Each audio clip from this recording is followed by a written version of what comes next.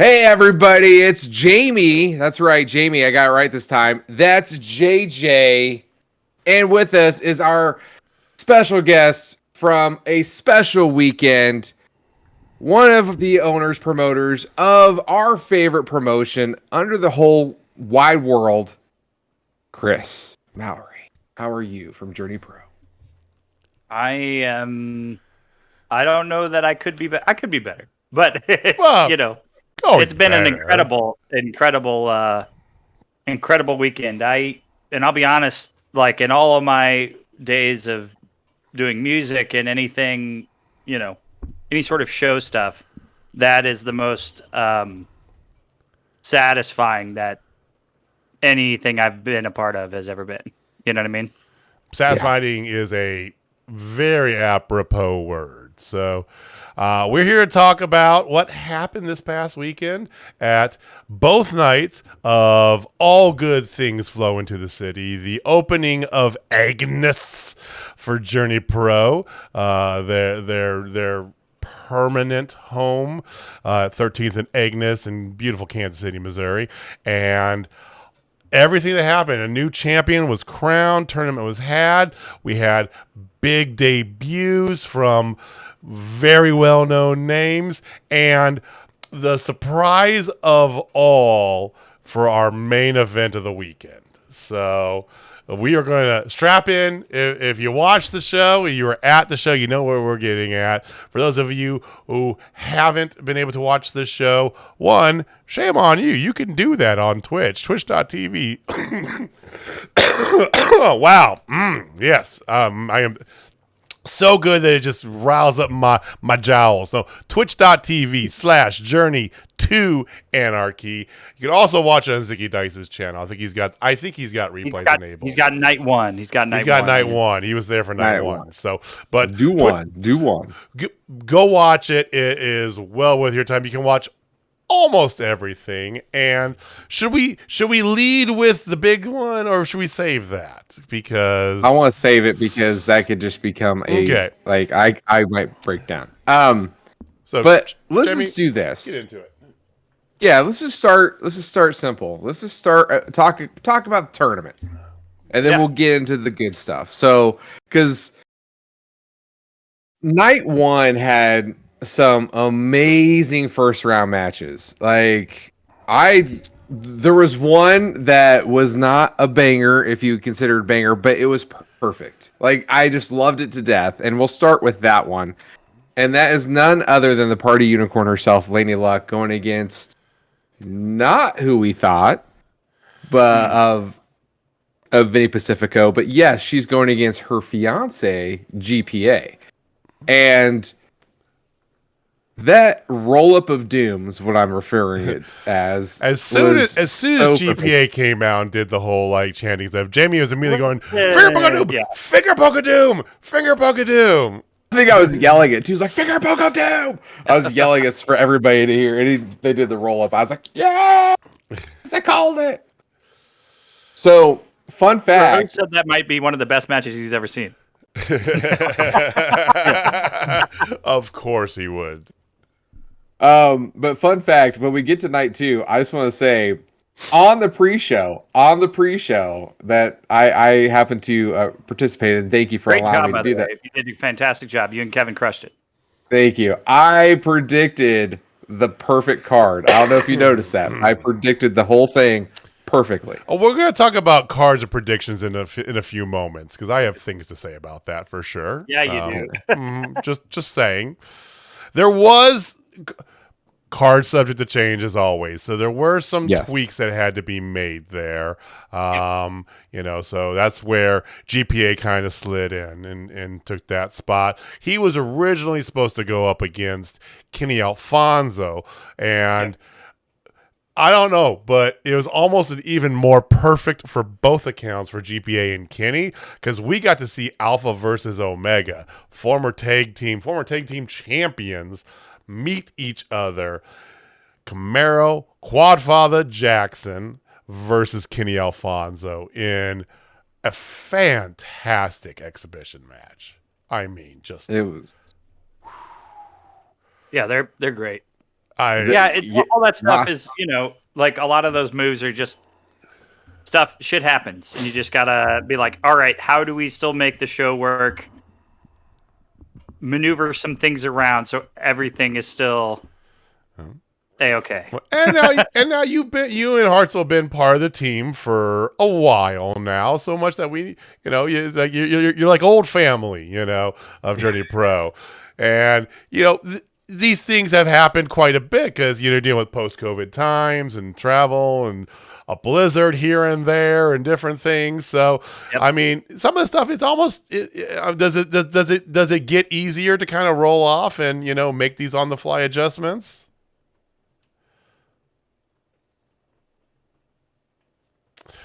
No. Depending on the thing. I mean, it's a turn. Like the way we were. I was like, we're fucked. It's a tournament, right? So, right. Stuff starts going awry in a tournament setting. Things get real hairy really quick, and then you have to try to shift stuff to make it still the stories you're trying to tell and the things you're trying to get across all happen. And I think we accomplished that. But it's not. I want to say that I commend every independent promoter in the world that literally has to juggle 30 talents or however many talents we had on the show. I haven't counted. I could, but I haven't yet. There was quite but yeah, it's like juggling all of that, making sure their travel is besides just putting the show together, the show that you see, and like all always collaborative with the talent. But that stuff is like that's a lot of work. That's a full-time job. And that's crazy. Yeah, twofold tonight this time because there was 2 nights. So that was whose genius idea was it to open a venue and do 2 nights in a row? We can blame Hartzell for that. He's not here to defend himself. Okay. Yeah. It's that guy. It's the guy who's got 15 jobs anyway. He's just like, 2 nights is fine. You guys got it. So that was outside the tournament because Kenny lost to Moonshine, and Moonshine did not wrestle in night 1 at all. But we had more tournament matches, Jamie. Yeah, so we are still. This match is eluding us. Like I feel like there's gonna be some amazing payoff. It's gonna versus JJ Garrett. It's gonna be mullet versus mullet when it finally happens. Loser's got to shave. Hair versus hair match? Mullet versus mullet. I mean, it's getting to that point where we keep building this up and it keeps not happening, and eventually it's. I'm just throwing that out there. So Sam, JJ, if you're listening, one day if this does happen, Terminator versus the Thought Steiner. Yeah. Yes. So Garrett couldn't make it. He could not make it. And so we filled in. There was Sam Beale ended up going up against Vinny Pacifico. And Vinny won. Vinny won to face perhaps Jeremy Wyatt. Put a pin in that. Oh, you're burying the lead here, I think maybe. That's Hartzell. That's Hartzell's thing. Is he goes, we're burying the lead. We're stepping on the lead. Just a little bit. Could be facing potentially Jeremy effing Wyatt. Yeah. Right. Okay. There you go. That's better. Potentially, maybe could happen. I don't know. Maybe, possibly. And then what happened? What happened? We have. So okay. So. Let's just, we'll get back to the tournament because there was no, because there's a big piece of this that we have to get to before that, and that's right. JDX. He's right. JDX versus Luke Langley. Okay, great match. Holy shit! Oh my god, that match fucked so hard. And we're not saying that because we're biased to JDX. Like JDX and Luke put on a phenomenal match. I almost got a Lion Tamer. Sorry, Chicago Crab. For a win, which is my coup de grace, if you will, then I have to pick a new move. Like I've decided. That's different. No. No. Coup de grace and a Chicago Crab are two different moves. But that's my death blow for me. Jesus, I'm talking about the French word. I know what you're saying. Damn you. You opened But yourself anyway, up for that one, Jamie. You really did. Yeah, and you know, we were talking with JDX at lunch on Friday, you know, about it. Like, man, that'd been really cool. Like, he's like, I almost had a shot when like he was going for for his Frankensteiner. I'm like, man, it would have been cool if I did like what Jericho did on Rey Mysterio and caught it and sat down. That'd been really sick. I'm like, yes, it would have, because that's my favorite line tamer of all time to catch and put in. You know, so we were talking about that, but he almost got it, but then he ended up hitting his other finisher, which is Swole's fiance. What's his name? You still. Oh, I was going to tell him because he's been killing him. He can't remember Cedric Alexander's name. Cedric Alexander. He hit Cedric Alexander's move, and it looks sick as hell. And JDX got the win. Luke Langley lost, and then Luke Langley has been consistently, once again, he's been outshowing ever since he's been going the single route here with Seidel being injured, of course, you know. And I don't know if he was doing a single run before 78 weeks later. Anyway, so you know, it's not uncommon it's not foreign for him. Like you said, you know, we know him from Journey Pro from more being part of the Enlightenment, but he has done plenty of singles work before, and every single show he keeps getting even better in each of his matches. You know, he's not just a brain buster by far, and he's not a bag of abs. He's a little bit of both of those, but he's so much more. And he made his presence felt later on in the night. The last first round match, just to kind of, you know, let you guys know about it, was Christian Rose, who, just for those of you keeping score, was the person whom I picked to win the whole thing. There's one other match. We forgot one more. Yep. No, I was just pointing at you. Oh, actually. Or am I not pointing at you? I'm actually above you. Yes. Yeah. Yep. Whatever. Yeah, that's why Jamie does the crossing. He never knows where we are. But no, I picked Christian Rose to win the whole thing, and he had his first round match going up against. I watched this today too. I had to go back and watch it again. It was. I mean, Christian Rose, first of all, like I said, I've been touting him. He has been on a warpath. He's been going to town with it. And he definitely stepped it up. So I'm actually losing my train of thought here for a second. I'm trying to remember who. I got it for you. Christian Rose took on Zicky Dice in the first round. Yeah, Zicky. I blanked for a second there. I was like, I remember the match was entertaining. I forgot a guy who wasn't even at the show. Okay. All right. Yes, I'm with you there. So yes, he went up against Zicky Dice, and great promo beforehand about there was both of them. Yeah, because there was a history between them that didn't know about, you know, but. Christian talking about the history, about how he used to go there. And he kind of big brothered him a little bit. Well, he definitely big brothered him it was very sweet. He was like, hey, man, I'm really proud of you. Like, what you've done in your career is incredibly impressive. And it is. If you know Zicky Dice's like past and like who he is now, like it's impressive. It is very impressive. But Zicky Dice, also an asshole. Did not reciprocate. And Jamie loves himself nothing more than a good asshole heel promo. And Zicky delivered on all fronts there. Oh, yeah. And then the two of them put on a fantastic match. Lots of signature moves by Zicky. You know, there was sweaty ball sweat fingers placed ended up being his own mouth, and all sorts of crazy outlandish things that happened. But Christian Rose, he was hungry for some Famunda cheese. Oh, he got it. He got a mouthful. He definitely. Oh God! Don't. He's got the patent leather tights too. So, okay. Anyway, wait. Yeah, please move on. That's a bad. Christian won. Christian did win. Christian won. Christian did win. He moved on. The last first round match was we said was going to be a certified banger, potential show stealer. This match fucked harder than I could have even predicted. And it was Kahn versus Dak Draper. And it wasn't a long match, but it hit hard. It hit hard is the right word because my God, Kahn was out for blood.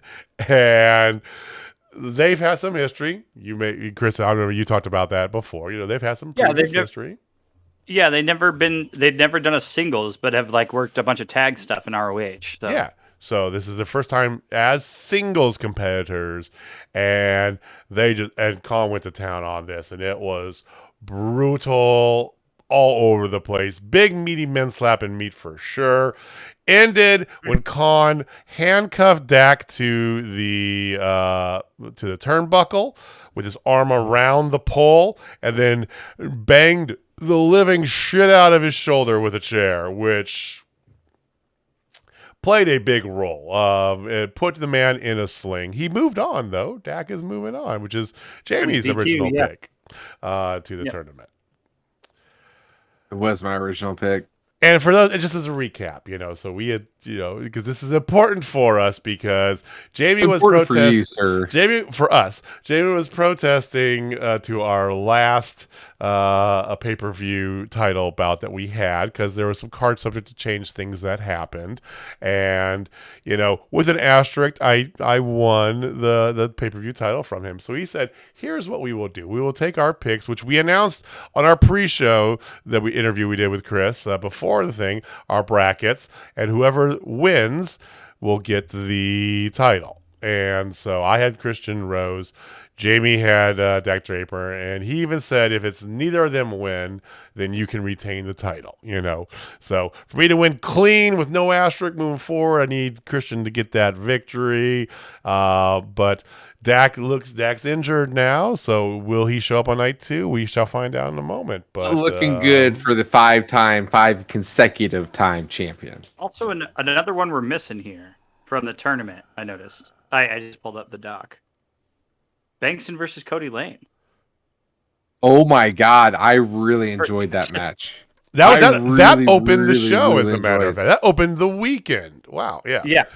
And that was something too. I was like, hey, so we haven't been able to do like any flippy stuff. So I just give me some flippy stuff. Yeah, they gave you some flippy stuff. The flippy spinny shit for sure. Yeah. Yeah. Because we have some headspace now. Not the most amount, but we have a lot more. There's a couple random pikes hanging down we gotta get cut out. But yeah, they're gonna get taken. You try to use a wrench and you're like, oh no, that's soldered on there. Okay. No, well, you need to get a cutter. You need to do the thing, and then and then you gotta cap it so you don't touch it and scratch your shit up. So right. But for that Bankson match, though, I do want to talk about that Bankson match because he comes out as typical heel, but then you have the other heel, which Cody does this thing. I still don't know that. I have no idea what this is. And it drives me it's crazy. The claw. It's gonna get you. He does it like this. It's like over the. He's a silver snake from Legends of the Hidden Temple. No, not it. I don't know. It's sure, like we'll go with that. Oh no, it's the flamingo. I think it's the flamingo actually. Okay, well I don't know. Savannah, Georgia. Flamingo. He's like he has a flamingo gimmick. Sure. Okay. I can see flamingos on his lawn. We'll have to both ask of them Dan the Dad about that because he is Dan the Dad's neighbor, and there's that whole. Yeah, thing. we'll talk to Dan, and we'll get it all sorted. But they're both heels, and I have to give. I mean, JJ and I, we of course, we started chanting for Darian, and like the surprised look on his face, he's like, I'm a heel. Why did these people cheer? Yeah, they got into it. We were doing the fuck him up Darian chant, and like 2 rounds in, he just turns around like, really? Yeah. Okay. Maybe a face turn in Journey Pro because I mean he got over by the crowd, but by night 2. Night 2 though, he kind of went back to his roots. Well, which I'm here for. I'll still cheer for him because I like heels. So round 2 set up then. We have Christian Rose versus Laney Luck. JJ picked that. Dak Draper versus Darian Bankson. JJ also picked that. I think you picked the same as well on that whole side. Then we had Moonshine Mantell versus JDX. We both picked that as well. We actually were all right in the first round, with the exception because we picked JJ Garrett. And he was not there, but Vinny Pacifico versus maybe Jeremy Wyatt. So let's just get there. Let's just go there. No, hold on. There's other stuff. There's other stuff we're missing here. Exhibition stuff or stuff that is not tournament related. Oh, no. We're saving those too. Don't worry. I mean, we'll get to We'll get to Bussy, and we'll get to Shazza and Gary. There's also I want to spend some time. Well, there's also was the Heidi and Luke. Yeah, and Heidi and Liam. Yeah, the Wasteland War Party. So we're gonna get to those, but we got to address Jeremy Wyatt. The elephant. So, the asshole in the room. Walter came out. Walter was doing ring announcer duties because DJ was did you come down with the flu? Please get better, DJ. I heard you're doing better, so please get better. We do miss you. We wish all 4 of you had been there for the opening of Agnes, but your health is more important. So, so Walter was doing ring announcer duties, and so he came out with a chair. He did a bang up job, by the way. I want to give him props. Walter, you know, sets a dog on himself, but he can do it. You know, this is his second time doing it, as a matter of fact. And he brought out a chair, and we started the town hall, which I do appreciate that as soon as the town hall was getting started, Walter was kind of going over everything. Hartzell immediately came over and stood right next to Jamie, because it's like, I know we need to get you. Yes, I'm just did him the solid of like, I'm here. We're gonna start with you. So. Yes. And I'm a little disappointed that the tall guy didn't talk, because like him and I are always all over Wyatt. Oh yeah. We even talked to him before. We're like, we better hear from you tonight. And well, it's you know, a lot more people would have gotten their chance to talk. It was cut off early. It was there's only like 2 people who got a chance. You and another guy. Jamie and another guy whose name's escaping me because he reached out to us and talked to us about it. But he was like, he did, you know, he spoke his mind about it. He's like, kind of tired of seeing his ass. He's like F. Jeremy Wyatt, you know? Yeah. And I just want him to do a lion tamer in a match in order to advance. I felt like that was a fair thing. Jamie. Yeah. We know. I know. Hey, you see that dead horse over there? I'm gonna keep. I have this Simpsons episode in my head of the dead horse. It's like, stop doing it. He's already dead. He's already pulled over. He can't pull over. I can't pull over any further. Pull over further, man. Littering, and then Jeremy Wyatt comes up from out behind the bar, comes up the stairs, you know, and he's yelling, screaming at Walter, this and that, and gets in the ring. And in essence, you know, he says, you ain't going to do a goddamn thing because I'm the best in Journey Pro, in the Midwest, in the, you know, one of the best there is, which he's not wrong in that second part of the statement. You know, he is one of the best wrestlers there is in the Midwest. In this Walter area. said that. It's a known fact.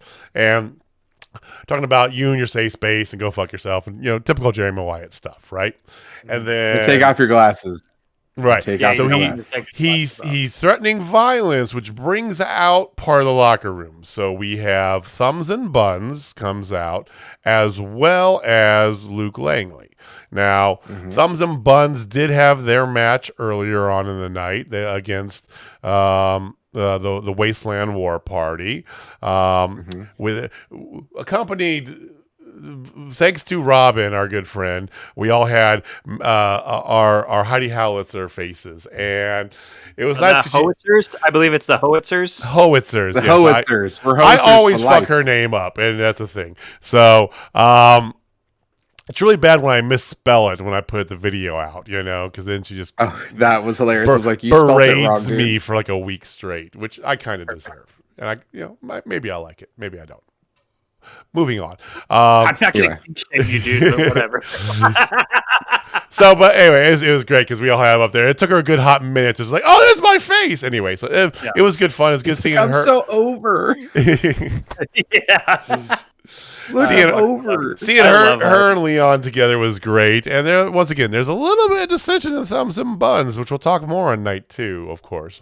But they come out, Luke Longely comes out, and then Jeremy turns his attention to the 3 standing in front of him about, hey, you've come so far. We used to be this shit nothing, and look how far you've come and all this stuff. And, basically to each one of them, and, Fowler, look at you, all these things and how good you are. And Langley, you look like a Greek god, but you guys keep losing. Nothing but losers because you put up with, trying to appease. I think his gripe is that like I'm trying to remember specifically what he said, but he said because like I'm trying to understand where this man is coming from. Right. Threatening violence and all of us, and I'm trying to get it.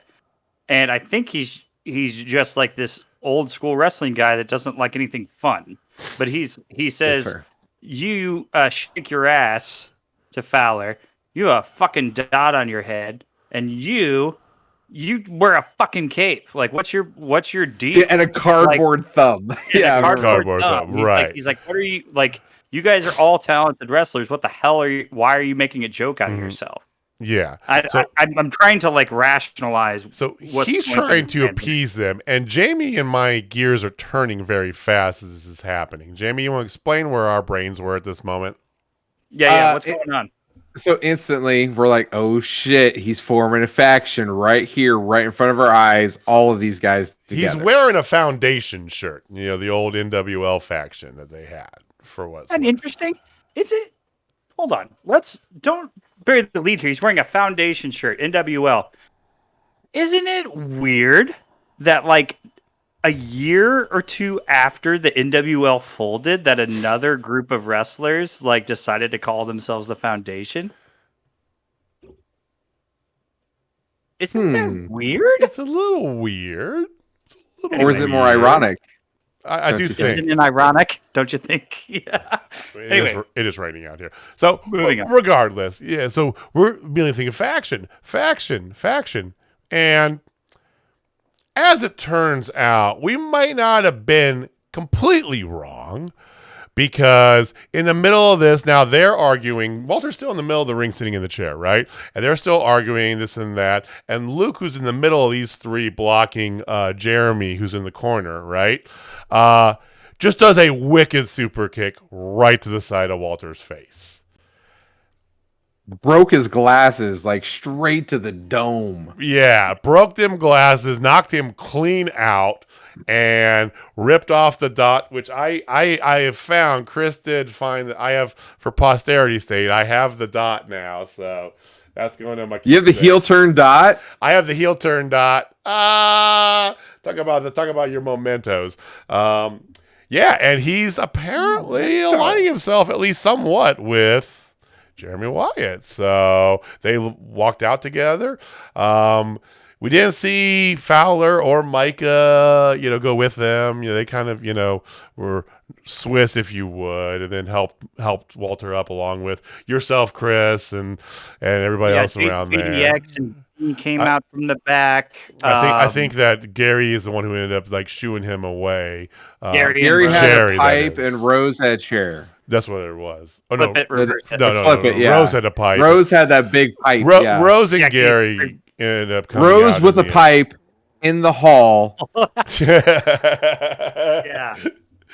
But seriously, like we ended up finally seeing Walter that night, but like it took him a while, or on the second night. It took him a while to feel better. Like he was not feeling good. Yeah. This is a man who just recently had a big health scare too, not that long ago. So I mean, that's dastardly. I had dastardly, great word. My fiance texted me during the show just to check on Walter and make sure he was okay. We like took him to the back. Doctor checked him out and stuff. We just took him home. Made sure he was fine. Sure, of course. But it's like. I mean, he's not a wrestler. He's not getting super. No, he's face. like, well, he did come on. And here's a tidbit: he did train for a short period of time, but that was some time ago. So I mean, he did tell us that, Eon, like, yeah. It's been he hasn't been training any time recently. Yeah. So it's like the NWO was still around. Once again, like I am untrained. I get put in a crossface. Walter is not a trained wrestler, does kicked in the face. Right. Like, I mean, thank God all those guys came out to help us out. Like Jeremy was calling for me, like yelling at me to get in there. He wanted more of you. He was. I am just making sure that Walter is okay. I mean, it's like this is a man who's in the middle of the tournament. And, spoiler alert, Jeremy did wrestle in the tournament the next night, But, this is a man in the middle of a tournament for the inaugural champion, which he claims is his only thing he cares about is his title belts, right? Okay, well, maybe you should be preparing for that, right? Getting your mind right. Who your opponent is now. It doesn't seem fair to take from him what he has actually earned. He beat Trevor Eon to get into the next round. Right. That's not fair for us to take that from him and just remove him. And I agree. And I agree with that. I think a stipulation would be interesting, but this town hall would like air grievances, and we could all just move on and be like, all right, well, clearly we don't see eye to eye, but we can just move forward. Clearly, that's not the case. No. Langley, I guess they're calling themselves the Reckoning. I just don't. Oh, they have a thing. Okay. I don't know what this is or what's going on. Is Mia Yim going to sue them for copyright infringement? I'm sorry, Mia. That wasn't directed at you. I'm sorry. I'm sorry, wrong. Chris. I'm sorry. I don't hate that. I don't hate the Reckoning at all. I love the name. I like the idea of Luke Langley. I missed that. They cut a promo on the Twatters. I saw it, and then I tweeted at him, and then they came at me saying that I made the show worse by saying put him in a lion tamer. And he's completely wrong because everybody knows it made better. The horse is dead. It's dead. It's been dead. It's a decaying carcass. I had to put up. I live with this every day, just so you're right. I know. And you got to work with them not just on a podcast. But that's what I'm saying. I work with him every day, so it's like good job. One day you had. I'm just gonna put this out here. You had 2 Chicago Crabs, but 2 lion tamers in this very night. If we could just get one for a pin, we might be able to move on. So pins for tap. If I can get tap for a tap for a tap. I don't even know where I am anymore. I've made this promise, and I'll make you this promise, sir. As soon as I get one for a tap, I'm moving on to another move. Okay, good. And then I'll beat that fucking horse dead. Any wrestlers out there, please, just get this for a pin. Please get it. You kind of screwed. Please, God. Let's move on from that because Walter is feeling better, but I just we had a couple other there's a couple other little exhibitions that happened there. We're saving the main event because it was worth it. Oh my God! Let's do the 2 other exhibitions. Then this segment that involves chips into Maine. Well, we're gonna talk about that with the main. Yes. So we talked about the war, the Wasteland War Party, Thumbs and Buns, right? And Wasteland War Party got that victory, and then also fun, right? There's so much fun. It was lots of fun. I love the Wasteland War Party. I love them, and it's my first time actually seeing Leon live. So that was a pleasure. One of us. He is one of us. And eventually I know we'll get to see Max. They were over in England, and I love their little promos that they did on the Twitter. It was it was wonderful seeing them in the full garb on like the subway and outside the red phone booth and everything. Yeah, they were on the subway in the full with like normal people all over. Yeah. Which of course London's like New York. They they don't flinch like, for shit. They're like whatever. We just take a quick photo. see everything. Yeah, they're just like. I see crazy shit all the time over there. So we'll eventually see that. So that was good. So we had a couple other people debuting. So we had Shazza McKenzie. She's able to escape Australia for at least a little bit, and part of that time she spent with us here at Journey Pro. And I'm so happy because she's a fantastic talent who, unfortunately, pandemic-related things, got stuck in Australia. Probably the worst country to be stuck in because of their entry and exit regulations going on since the pandemic started. If you were there, you were there. You weren't going anywhere. And actually, parts of Australia were also locked off to other Australians. Yeah, interprovincial travel was blocked off. So if you're in Queensland, you couldn't go up to couldn't go to New South Wales, and so back and forth at all. So it is, which you gotta do what you gotta do. And we're not talking politics or pandemic or any of that jazz, but they were just very, very strict in their thing. So she got stuck over there. So finally get to see her. She's been making all of her rounds like she needs to, and part of that included coming here, and of course, just calling out Gary J, because why the fuck not? So you come to Journey, you face the baddest dude. Oh, did you happen to see her photos of her chest the next day? Yes, I did. And she even had a protective covering over it. She actually wore like it's the top that covered it, and her chest was blood red. On the second day, I almost asked her. I was like, "Hey, do you have like makeup or something?" And then I realized what it was, and I was like, "Oh, that's not makeup. That's Gary." Okay, Gary. That's Gary J's slacks. You have Gary J remembrance on your chest.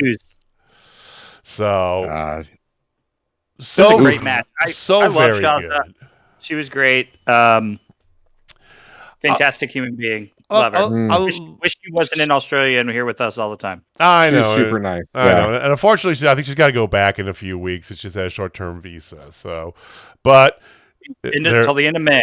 Yeah, so but they're open up again, so there's potential we can see her in the future, hopefully. Yep. We did see her night 2. We'll talk about that momentarily, but that was I got to talk to her during break. She was one of the ones that I talked to and went up and got a pen from her and, talked to her. And she's super nice and, incredible. So really great, really great human being. Super nice. Yeah, but she did not beat Gary J. Gary J was not losing twice in a row. He was making sure of that. So he ended up getting the victory, which led us to the main event, which had a precursor early in the night, Jamie. It sure did. Well, there's a couple different things. So Guys Snacks was nice enough to hand out treats for everybody, hand out some different chips and some nuts and things like that, and they're being handed out. And of course, there's one person in particular who really hates Guys chips, and that is none other than Anaya of the Howletts, #HeelShit.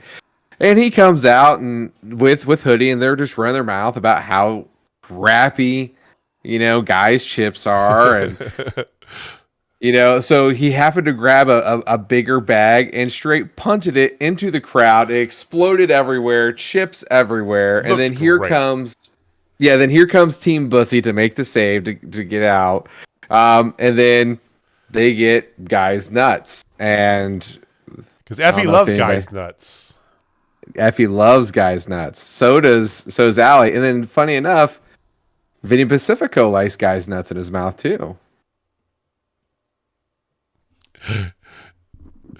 Vinny Pacifico, who loves Bussy and Guys nuts, and Bussy apparently too, which I don't know what that is. But neither does he. I didn't get to see that promo until the next day. Me too. Oh my god, me too. So, I blame Twitter's timeline settings because fucking suck, Twitter. Yeah, Twitter's not duck. You know, I don't know if anybody knows this, but Twitter's weird. It's like it gets buried, and you're like, how do I follow? What is this actually replying to? Well, I'm not sure. It's all algorithms and this and that, and there's weight to different things. It's like just chronological. Just do some chronological shit. Give me the option to make that setting because whatever. Let's just see. I'm gonna look up here how many views this video has, because when I checked it originally, I was like, dear God, that is a large number. But I'm sure in the days since it has gone up. Vinny didn't know what Team Bussy was. He doesn't know what Bussy is. It has 9,795 views. Oh my God. Good God. That's great. Insane. If you're not one of them, go check it out. Go look watch up. it. It's look very at Vinny. funny. And you need to follow Vinny. You need to follow Effy anyway. Yeah, it's Vinny. It's Vinny Pacifico's Twitter specifically. But that I saw a lot of comments on there. It's like, where do I sign up for this sitcom with pure Vinny Pacifico and Effy and Allie? Yeah, tremendous. I was like, wow, this is amazing. And they put over guys. Guy's going to be a tremendous sponsor for everything that we're doing moving forward. So good. That's very good. We're very happy to do this stuff with them. So we're happy to see it, even though maybe not the best chips in Kansas City. I'm sorry. I got to stick with my boys. I got to stick with them. I'm sorry. WT fuck. No, boys? Actually, I love guys chips. I wish they would do the ridges with barbecue though. They used to do that. Put a word in. If they do that, I'm back on board. Sorry, Anaya. I mean, I'm playing both sides of this coin. I like the barbecue and the green onion better than the Joe's, honestly. And I love Joe's. Joe's is dope. Maybe I just got it. Maybe I got him when I had like some sinus stuff going on because I just didn't. Yeah. But no, I love the green onion because it just that's my stuff. Green onion chips are amazing. Barbecue you can't doubt, but I loved when they had the ridged barbecue. Oh, it was so good. Welcome to the Chipcast. We now only talk about chips. I know. Hey, you were too fat. We're two big boys here. We could talk about this for a while. So, but this big boy wants to talk about the Bussy and Howletts. Let's talk about Bussy and Howletts. That match fucked on so many levels for the GCW Tag Team Championships. And I'm not even gonna lie, I popped real hard in two spots of that thing. Number one was when this mass hysteria, cats and dogs living together, like it was just insane. And Allie Katch had Anaya and pulled him over, sat him in a chair, and legit had a fan chop him in the chest. I lost it. I have a great video of it. Like, it was right in front of us. I died. I'm like, oh my God, this is the best thing ever. Because he popped up all pissed. And then the same fan chopped. Got in the fan's Hoodie. face. I remember that, yeah. Yeah, and then that same fan chopped Hoodie. And I had that on video. But he was more like, but no, like, and I was pissed. Like, it was great.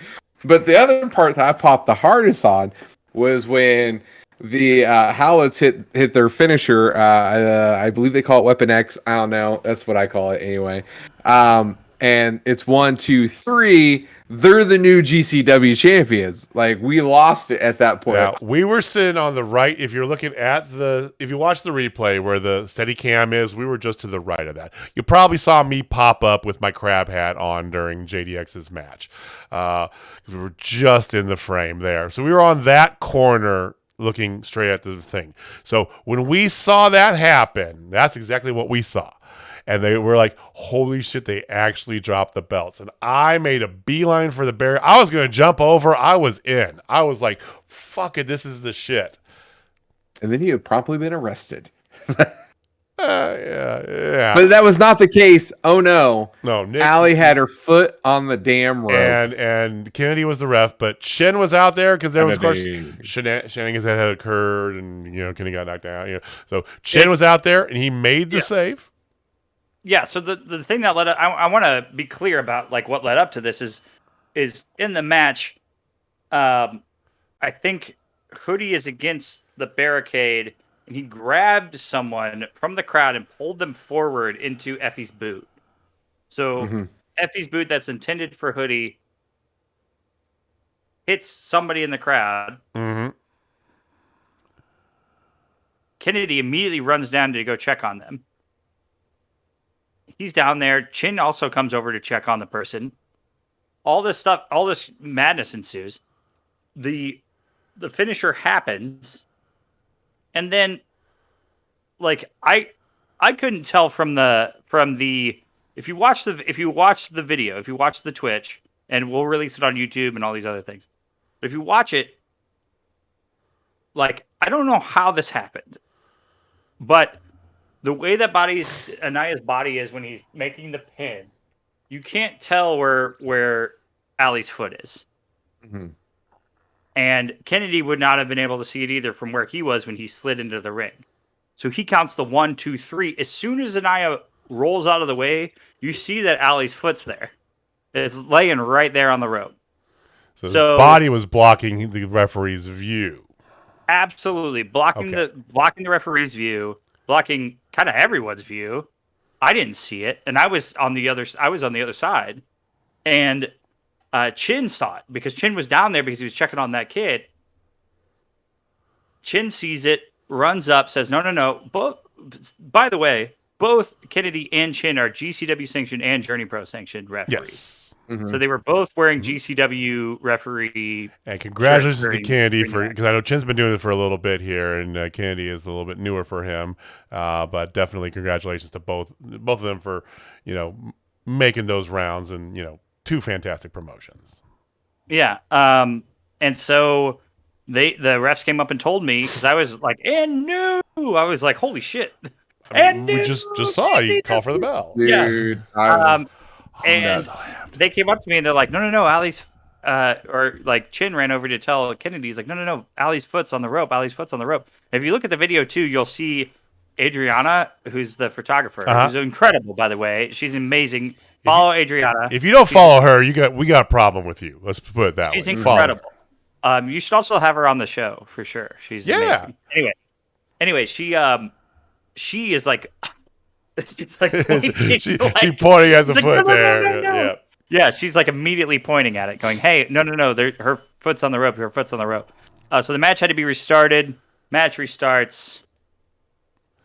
Bussy, the GCW Bussy gets the Tag win, Team Champions retained. Yeah, but this match is from the get go. It just was. It was what we wanted to see. I mean, Bussy didn't disappoint. Period. That's the statement for the entire weekend in general. But I mean, this match was what a way to end night one. Just perfect. Everybody, it was great. Wasn't good for our good friends, the Howletts, but it's kind of a Sophie's choice. We love us some Bussy, but we are Howletts guys, so you can't have them both win. But it was a fantastic match. I think we need to have a rematch of that, either back in Journey Pro or in a GCW ring. Howletts definitely deserve to be on, get another shot at those gold, is all I got to say. I agree, and I also think that they should be the number 1 seed for the Journey Pro Tag Team tournament when that does come. That's in my opinion, of course. We'll talk about that here in a minute, though. Yep. So night one got done, wrapped up. It was a great night, fantastic atmosphere. Everybody loved it. It's our first time in the building, and I told Chris, it's a little stuffy in there, There's a lot of humanity in there, though.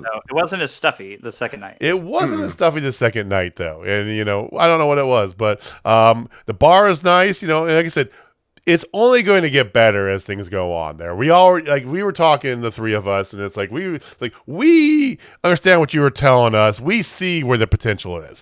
I see how cool this place is going to be at Halloween and Christmas. And once chairs arrive from wherever the fuck in the world they are, that'd be nice too and all. But in China. Are they in China or are they somewhere in the Pacific just in a boat waiting? Who knows, right? Hey, who knows? Through the Suez Canal.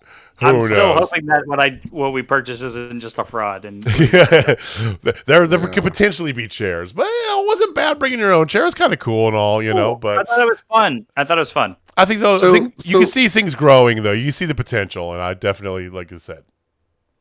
So let me ask you this. Night one, as an owner and as a fan, so it might be compartmentalized. How'd you feel about night one? So this cuts off on the broadcast. But I talked about this later. I talked about this like on a Facebook post that I posted after night two. But that morning I found out that like the only reason I get to do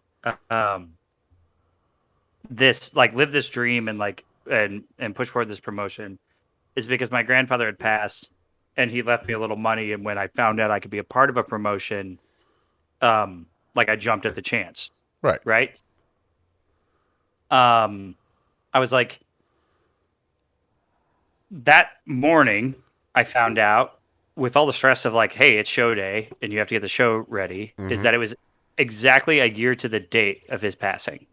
Oh wow! Oh, So wow, that's something, and it wasn't planned because we moved our March show to April. Like it wasn't planned. So it was like very serendipitous. And I remember messaging all the guys that day about it, and just like I was shook up by it. So after I walk up and tell everybody, I was like, "Thank you guys so much. We're nothing without you guys," and everybody in the back. We'll see you tomorrow night. I turned the corner and I just broke down. Okay. So it was that night was like very special, very emotional for you on a few different levels, obviously. So yes, yeah. I'm like, the fact that I get, we were able to put the Howletts in a situation where they're able to wrestle for one of the top tag titles in the world is like pretty awesome. And being able to help facilitate that is pretty incredible. And just the show in general, everything went so well, comparative to like literally like an hour before, like I thought everything was like falling apart, so right. It's like, it was a great night. Little did I know that night two would be even crazier. So night two, my God. Woo! That's all I gotta say. I just gotta say night two. Thanks, guys. We'll see you next time. All right. So many great things happened. There was not a bad match of the night. Like honestly, it was some of the best wrestling I've ever seen in person. But the main event was something incredibly special, and we'll get there because that was for the first ever inaugural Journey Pro champion. And night two was just special, period, in my opinion. I mean, JJ, what'd you think? Okay, so you had made mention of, I don't remember if it was when we were out and about on Friday or when we were, I guess when we were at work on Thursday before we went over to, because we went got a bite to eat before we showed up for night one. And Jamie had told me that this is the most he'd been looking forward to a wrestling show since All Out, since we went to All Out in Chicago. And he was looking forward. I mean, we're looking forward to them, of course, for other ones, but just because of the amplitude of everything, we've been big invested in Journey Pro for a while. The championship, Effy, Allie, the Wasteland War Party, all the stuff, a bunch of things happening. So, and night one was amazing, but night two definitely had, going into it, it had that feel that this is going to be one of those nights. And I didn't realize until it actually happened how seminal a moment this really was, but it definitely had that feeling. Now, as we started night two, where were you at? I know you talked about your emotions from night one and everything that kind of went along with that. And then, but where were we when we started night two, Chris? Night 2, coming off of night 1, where I felt like before the show was like incredibly chaotic, and that's sort of that like meeting that you were like, hey, we didn't hear any of that, but it wasn't for us anyway.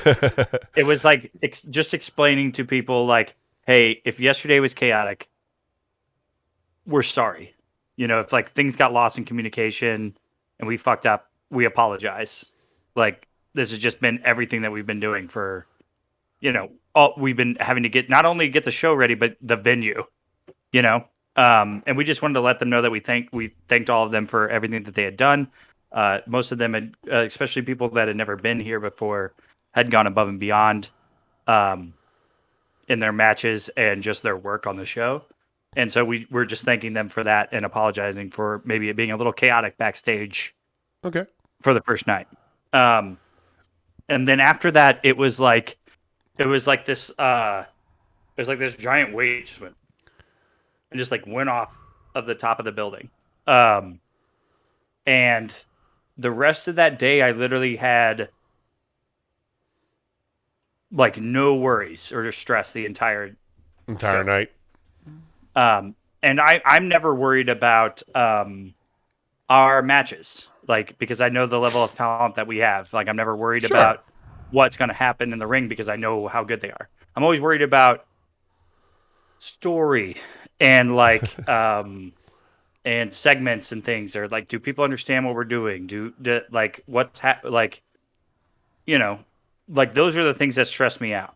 And so like those are the things that like make me it's like, oh man, are they like, just all of the things. And like on the day of that show of the Friday or the Thursday show, we were still getting the place ready. Like there was little things to do. It wasn't a lot, but it was still stuff to do.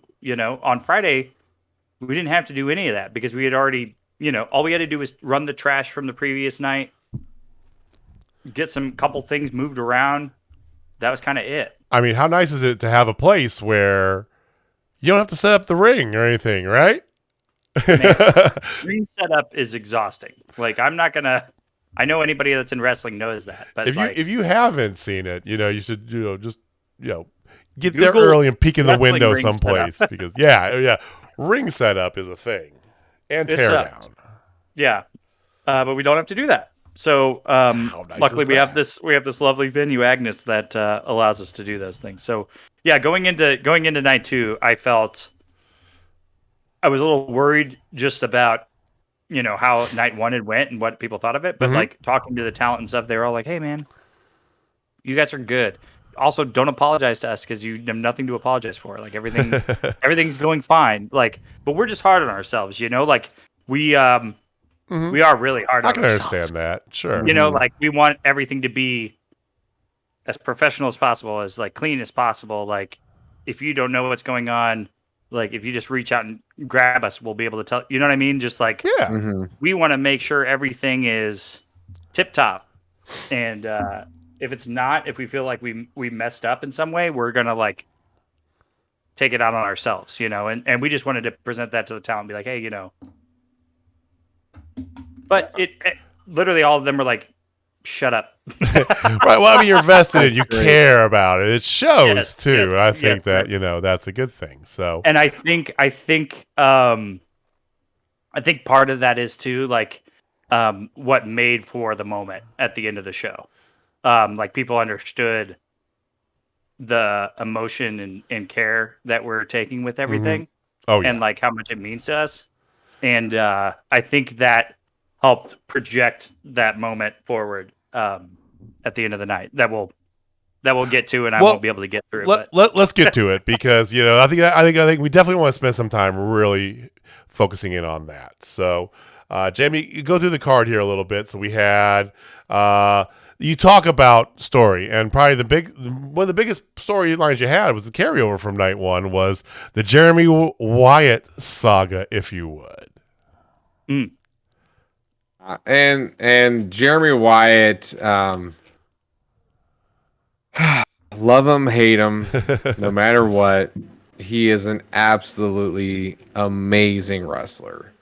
I mean, yeah, that's the thing about him. It's just it's hard for me to quantify how good of a wrestler he truly is because of the disdain I have for the man.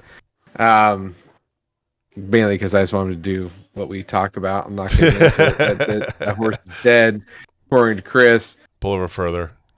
But anyway, so there were a lot of great matches, and I believe who opened? It was Mantel and JDX. Mantel and JDX. Mantel and JDX. They opened with all the because you had to get through 3 rounds of the tournament with the championship, so you had to open with all the quarterfinals. We had to open with all the second rounds. I want to say something here too, because like I don't think people understand like how much of an undertaking this was. This was planned out for several months. We wanted to space the tournament out for several months, and maybe our champion would be crowned in June. Mm-hmm. Yeah. I remember Walt talking about that a while ago when it was first coming in. He's like, we're going to start this, and then eventually next summer we'll crown the champion. Have like a match here or there each show. At some point we realized, and I don't think it was even a hold on. I don't think it was even a like a specific like, oh, you know how like PWG does their Battle of Los Angeles. It wasn't specific like that, but it was just like, yo, we should just run the tourney. We should just do it, and that was part of the reason. Like the show before, there was a couple first round matches because we were still sort of planning on doing it at this kind of long elongated thing, and then at some point we realized like no, we just got to do it. Like how much stuff is going to get messed up if we keep prolonging? Like, just do it. Just do it. Just get to it. Was that the reasoning behind making the opening of Agnes a 2-night thing, or was it just kind of a happy byproduct of wanting to do 2 nights opening? Part of it, and I'm going to be honest because that's the only way I know how to be. We were planning on being in Agnes by March. If you saw how bare bones Agnes was even in April, that just was not going to happen. Not possible, right. So it quickly became, okay, shit, well, let's try to find another venue. Finding venues is hard. And like trying to get a venue for a wrestling show is even harder. And then they also want to gouge you for money because they think you're going to destroy the place, which is just not what pro wrestling is, but it's the perception. Yeah. So it was like, okay, so what do we do? It's like, okay, let's push it. Let's push the show to April and let's run a double shot. Okay. Let's just cram all the tournament stuff into the 2 nights. And it's like, I didn't even realize this until like the day before when I was literally sweeping the ring. I'm sweeping the ring out and I go, hey guys, I don't want to like alarm anyone, but this is our Mania. like a 2-night. You know what I mean? Yeah. Like I'm like I don't want to put like undue pressure on anyone here, but like this is our big thing. It's a 2-night thing. Like, and I didn't really think like I always thought of it as like, oh, we're opening Agnes is a big deal, but like that moment hit me, and I was like, man, this is our big, like, here we are. It's the blip on the radar of national wrestling, of like, and like, I'm not saying that like people nationally don't know who we are, because they do, like wrestlers and stuff reach out to us all the time, but it was a, like, this is the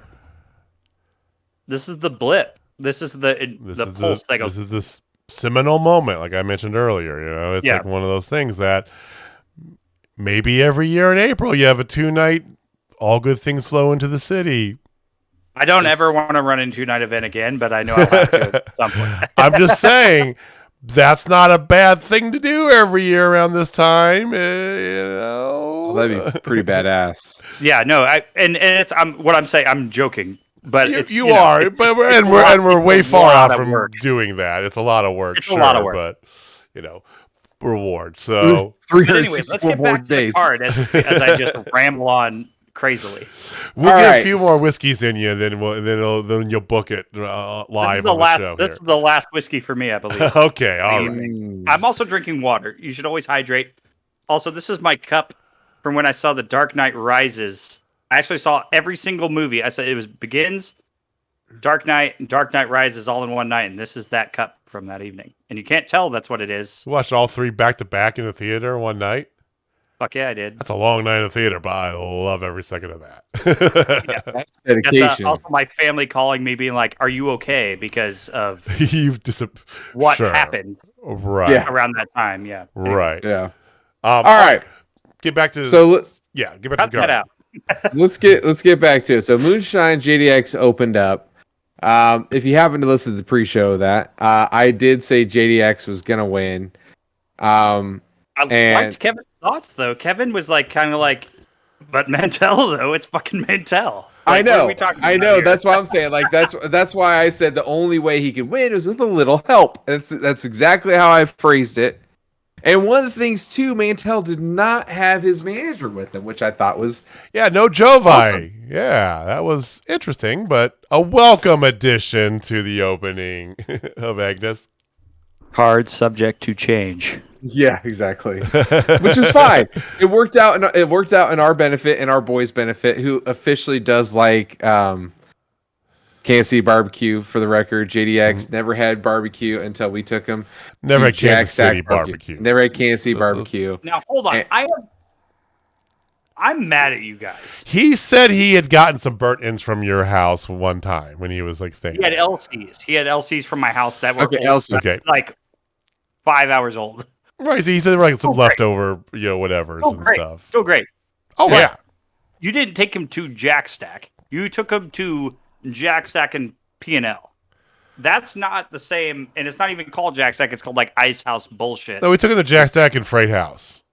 Yeah. Yes, but it's not this. It's It's not the 135th Martin City Jack Stack. I know. It's not even the. It's not even But- the Plaza Jack Stack. It's not even the. Like I don't know. I guys, you could just take him to Gates.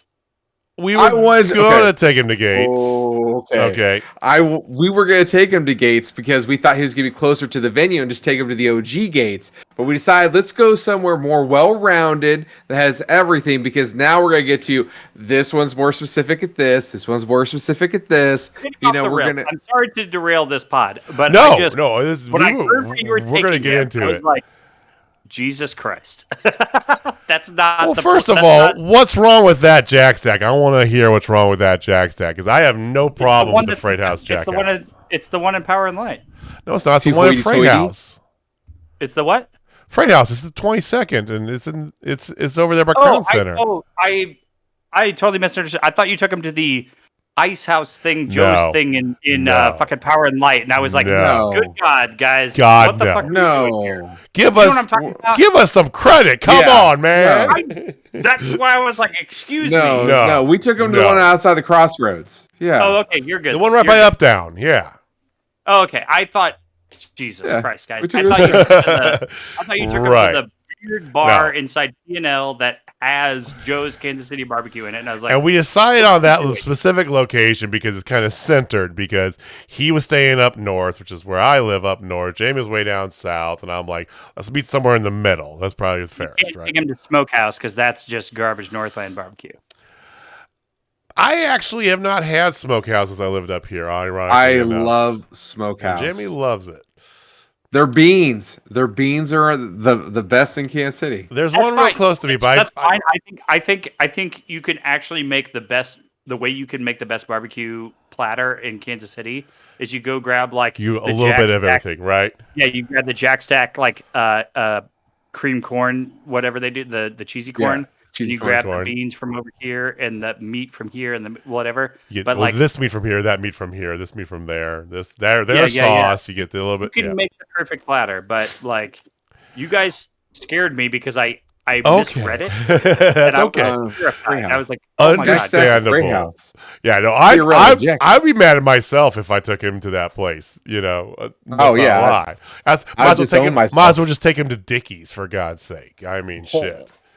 Right? That's so gross. So people love it. I'm like, what is wrong with you? I mean, it's one of those. Yes, it is barbecue.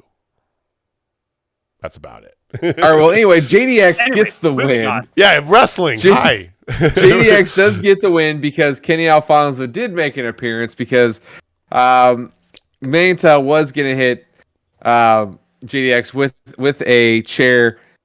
Here comes Alfonso to interfere, and then, in fact, Mantel does hit JDX with a chair, but the ref is paying attention, gets DQ, JDX moves on, and now he's going to face the winner of Jeremy Wyatt and Vinny Pacifico. It's exactly how JJ called it on his original bracket, by the way, just saying. All right. Okay. Yeah, Jeremy Wyatt wins. We're just going to stay there. Okay, anyway, no, you can't just walk through how incredible that fucking JDX and Jeremy Wyatt match was. No. Oh, we're not there yet. No, we're not there yet. He's doing Vinny. We're not there. He's doing Vinny. We're just doing Vinny. And you're doing Vinny a disservice. Vinny is great talent. He might get overlooked because of his physical height, but sorry, that was a pun. That didn't work. He's larger than life. He's short. He is definitely larger than life, and he's fantastic talent. We've seen him he's been here. I think this is his second show. We've seen him for a few shows, but it's great to see. It's great to see him every time. Second show. It's his second show. Yeah, he's a very good performer, and he put up a good fight. But and this is his second time going against Jeremy Wyatt, actually, because his first time ever was against Jeremy Wyatt and then Skilling. Yeah. So pornographic memory, ladies and gentlemen. Did you say pornographic memory or photographic? That's a photographic. Oh, okay. Moving on. On the other side of the bracket, you had Christian Rose versus Laney Luck with GPA in her corner. Oh, this was so fun. This match was so much fun. It was basically a 2-on-1 really match. Good, it really was a 2-on-1 match, honestly. No, it was a lot of fun. Loved this match. Christian Rose coming into his own right now, like what a guy. I'm a big fan of Christian Rose right now. Yep. He ended up getting the win with his Styles Clash, the Christian Clash. I don't know what he calls it. Well, do you know what he calls it, Chris? Because I mean, it's like a country song reference. Fuck. Oh, Coyote Ugly. A country song reference. Fuck. You heard it from here. It's called a country song reference. Fuck. Yes, it might even be from his entrance song. Anyway, I can't remember specifically, but Walter said it, and I was like, oh, "Fuck, that's such a great name." Yeah. And then it just disappears into the ether. And I'm like, "Oh, it's a Styles Clash." You know what I mean? Yes, my brain can't. It's a Styles Clash, but he does it very well. It looked good. He got the victory. Moving on, JJ's 3 for 3. I just want to remind you for his semifinal picks, and our belt is on the line. Then you had a one-armed Dak Draper versus Darian Bingston. Holy shit, dude! This match was amazing. Like the technical wrestling and prowess of this one. So, JJ, I will say this on the pre-show, Jamie asked this question: is a one-armed Dak Draper as good as a Darian Bingston that's at full strength? And I said no, and I chose Darian Bingston. You did on the pre-show, not the brackets we submitted to go contend for our title, but you did. Not the bracket. Make your adjustment, of course, but I agree with you too. I mean, we've been singing the praises a lot about Darian Bingston, and Chris, I know he's despite some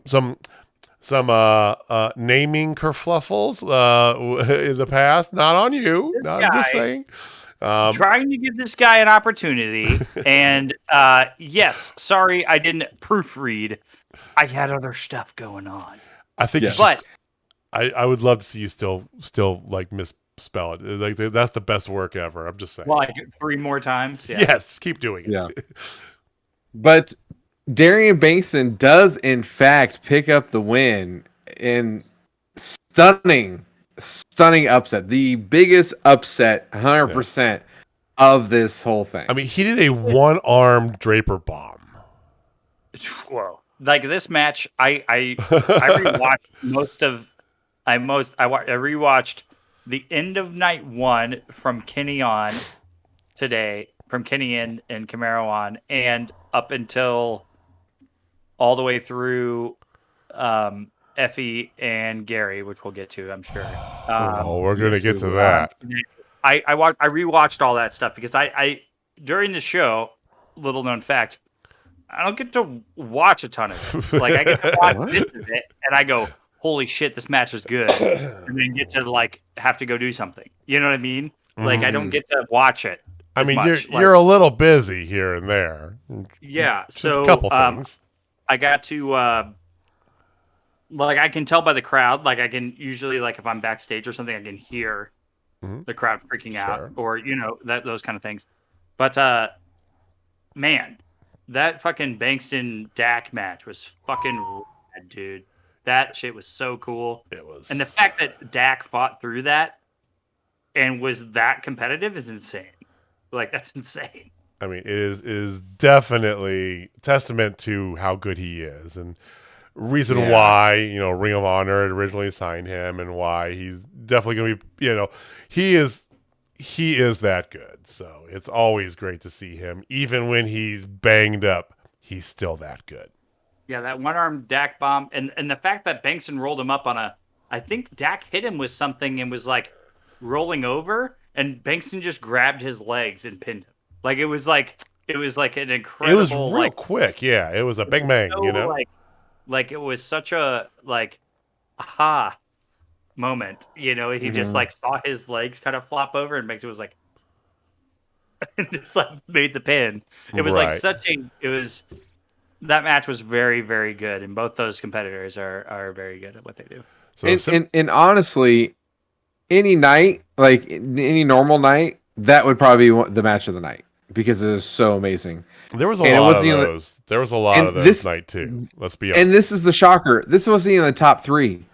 Like that's how amazing this night was. This night was crazy.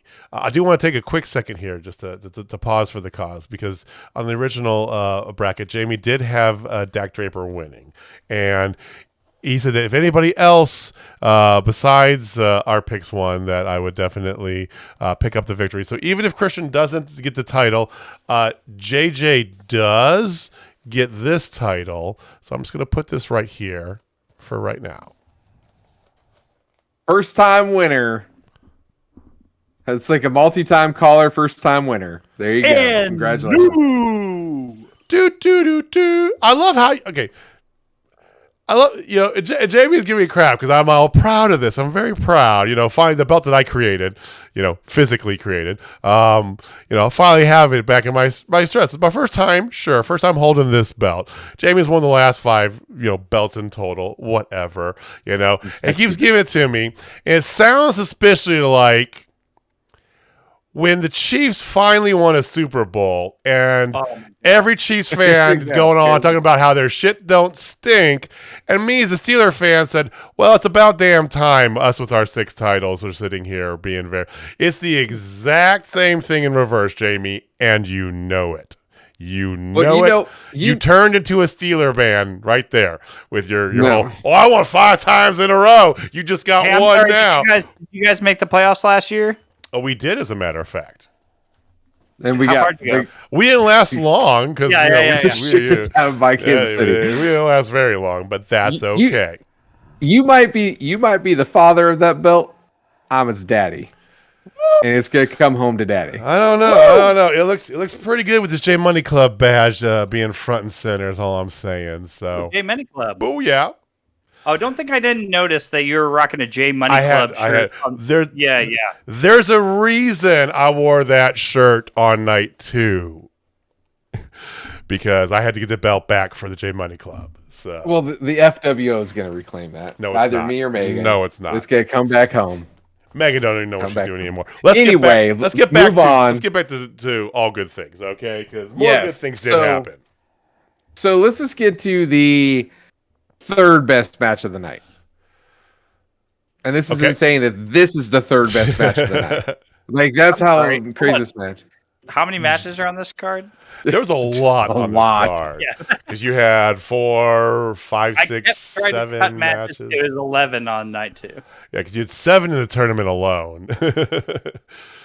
So this is probably my top three, and it's a tournament match too. Two of the last three, my top three are tournament matches.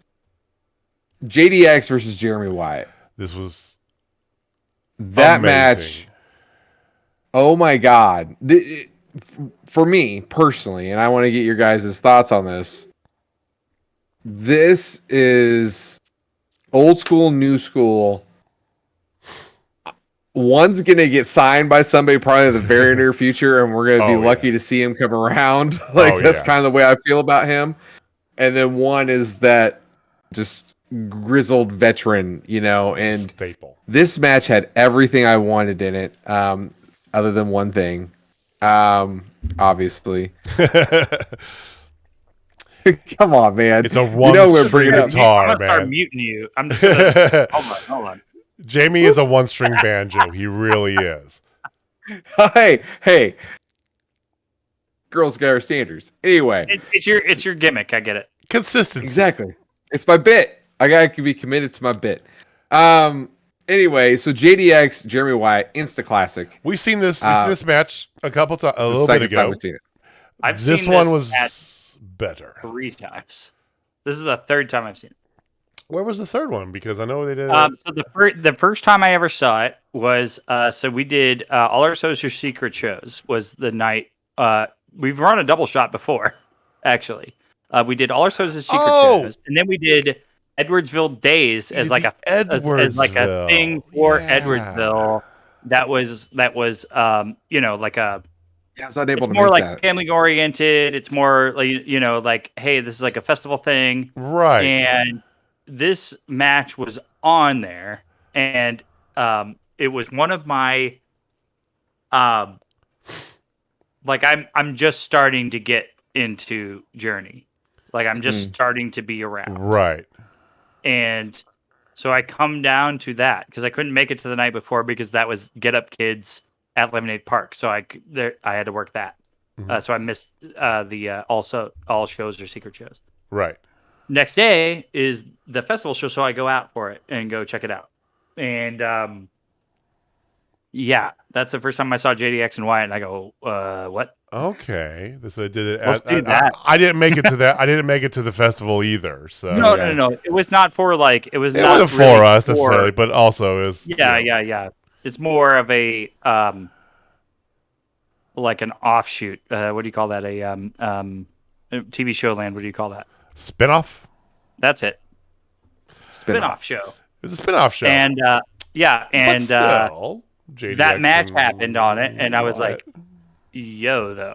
Wait a minute. More of this. Something, yeah. Well, this is my opinion, without seeing that other one. Of the ones I have seen, is the better of them. This was a show-stealing match. Any other show of the year. I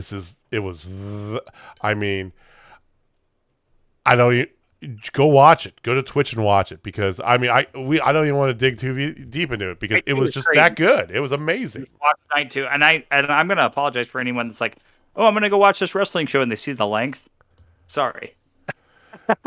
It's okay. But just break it up. Break it up and watch it on your own time. But like, it's very, very good. I'm very proud of what we did. All right. Well, we're telling you the ones you can watch some of these matches first, and then you can watch the whole thing. But this match definitely watch at some point in time because, very good. Wyatt does advance in this one. Going to the finals. In an amazing match. Incredible match, man. JDX is going to get signed by somebody. He is that God blessed talented. He is just, he's got the look. He's got it. So, IMO. Yeah. And on the other side, you had Christian Rose going up against Darian Bankston. So, Christian Rose has been fighting so hard up against the upstart. And this was an excellent match as well. We got to see Darian. In this match? He did it wasn't a 450. He did that? He did the Whisper in the Wind. He did a Whisper in the Wind. He actually did it twice. He does the thing off the top where he flips, and he did it in each of the matches except for this one, actually. Okay, Yeah, that's that right. was I thought yeah, he didn't do it in Dak's match. I'm getting the match. No, I'm and getting, Dax, he hit him in the shoulder. on the. That's right. right. Okay. And he also hit his instead of hitting his bomb that he does Tiger bomb. Yeah. fucking on his shoulder, which was fucking. Oh my god, dude! Darian's another one that We're going backwards in time. Sorry. in a couple I years you know. probably won't be able to see Darian other besides on TV somewhere too. Probably. I mean, both of these guys are just young bucks coming up, but the young buck wasn't good enough to get past the old determined veteran in this one as well, and Christian pulled it out. An excellent. Both semifinal matches were great. I'm with Jamie. I think that a JDX Wyatt match was definitely special. I'd put it third best for the night, in my opinion. I mean, Oh, this match?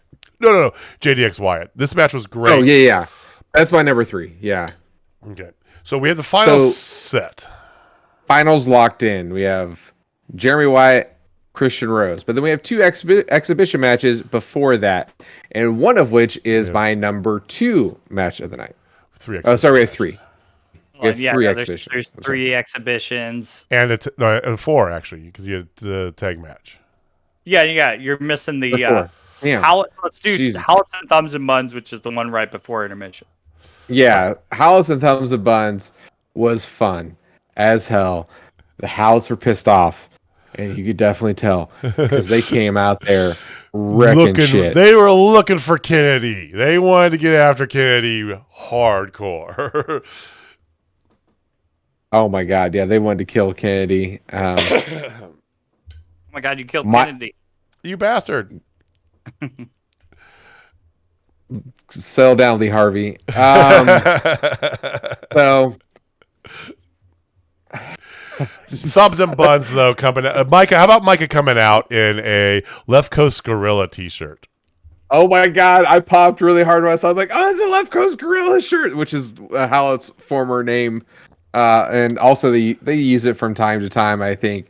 But yeah, the LFG was and great. I don't know if you saw this, either one of you, but yesterday, which would have been Monday, the 2nd, Micah had tweeted out day 1 of me asking at Hoodie and at Waka Anaya to be a Howlett.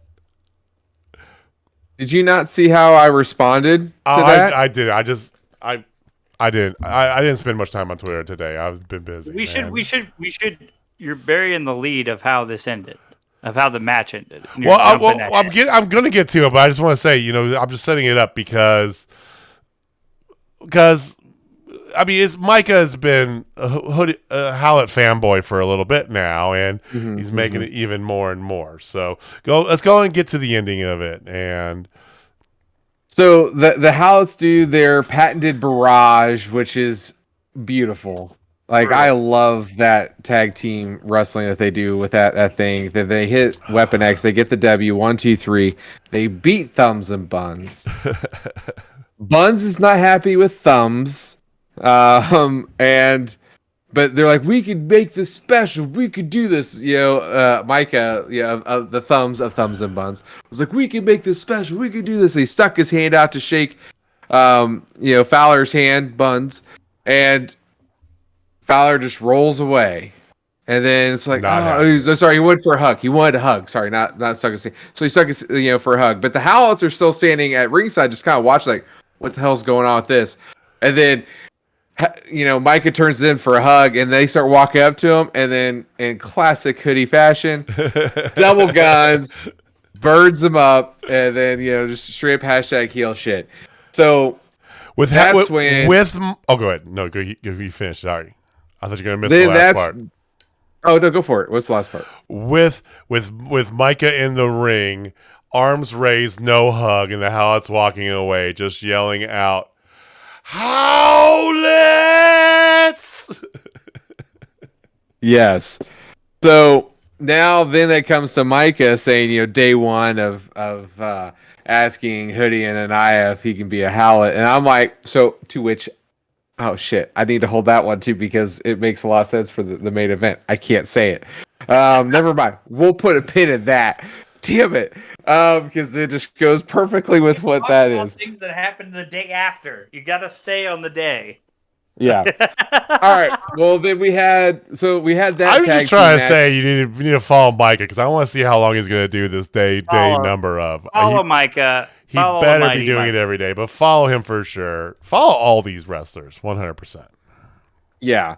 So then we had a 4-way elimination match. Very good. It wasn't an elimination match. No, it was not elimination. It was just a fatal 4-way. Subject to change. Maybe because there's 11 matches. Originally, this match featured many more people than was in it at the time. Right? Yeah. So when talking to the people, I was like, does this make sense to make an elimination match still? They go, it's a 4-way. I was like, you're right. Right. Plus, there were 11 matches the second night. And an elimination match would have been how long? Just takes longer. You got to pin everyone or submit everyone. Let's just figure it out. So you had a fatal 4-way of Shazza McKenzie, Allie Katch. Hey. So good. Hey. I'm just. He's pumping it up. Yeah, keep going. Okay. Keep going. Shazza McKenzie, Allie Katch, Sam Beale, the permanent, and the Black Diamond. That got me and Luke Langley. Wearing long boys. Coming out to his song that everybody is like, I know this song. A little Coheed and Cambria. Who is this? Coming out. Nobody knew who it was. Yeah, he came out. This reckoning devil himself, Luke Langley. I knew. You I knew the know. song. You know who did know the song was Allie Katch, who was singing every word of it in the ring. She's just going it down with it. Yeah. Like headbanging to it. And she was also wearing Beale sunglasses, which I thought was great as well. Allie Katch is a national treasure. I love me some Allie Katch. Yeah. Like, I love Bussy in general, but my God, is so. I bet you do. Anyway, so what is that supposed to mean?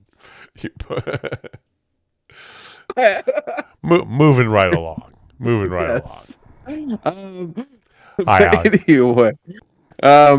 Anyway, this match was so much fun. Lots of cool spots.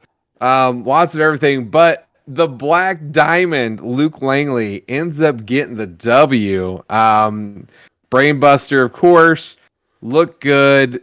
I'm not hating this new Luke Langley at all, actually, as much as I want to hate it because it's a part of Jeremy Wyatt, but I kind of like the new attitude. I do want to say this. I want your thoughts on this, Chris. Yoga specialist Luke Langley. Yes. Couldn't buy a victory. Black Diamond Luke Langley is 1-0. Just saying. I mean that's not true. He beat Everett Connors. That is true. He did beat Everett Connors. He did beat Everett Connors. You are right. I am wrong. He just lost. He lost recently. He lost the night before. He's been on a losing streak, a little he lost bit. So, but anyway, you see what I'm saying. You change the attitude. Sometimes it might change your perception, even though maybe it's not for the best move. But definitely don't think kicking the guy that signed your checks in the face is the move. That's not smart. And not genius at all, really. I mean, if I did that, I wouldn't have a job. Not a doctor, but that's how it works. Not a doctor. Anyway, so let's move on to one of the next matches. JJ, do you want to do the trios match, sir? Yeah, so we had trios or a 6-person tag match of the Wasteland War Party with Austin Reddick subbing in for Max. So we had, and he's dressed up in War Payton the whole 9 yards. We weren't sure exactly if he was going to do that or if he was going to come out as himself as part of the War Party. It was so great to see him. It was good to see him all painted up. Him, Leon, and Heidi Howitzer going up I got it right this time. I always put the L in there. Yeah. I'm sorry. Okay.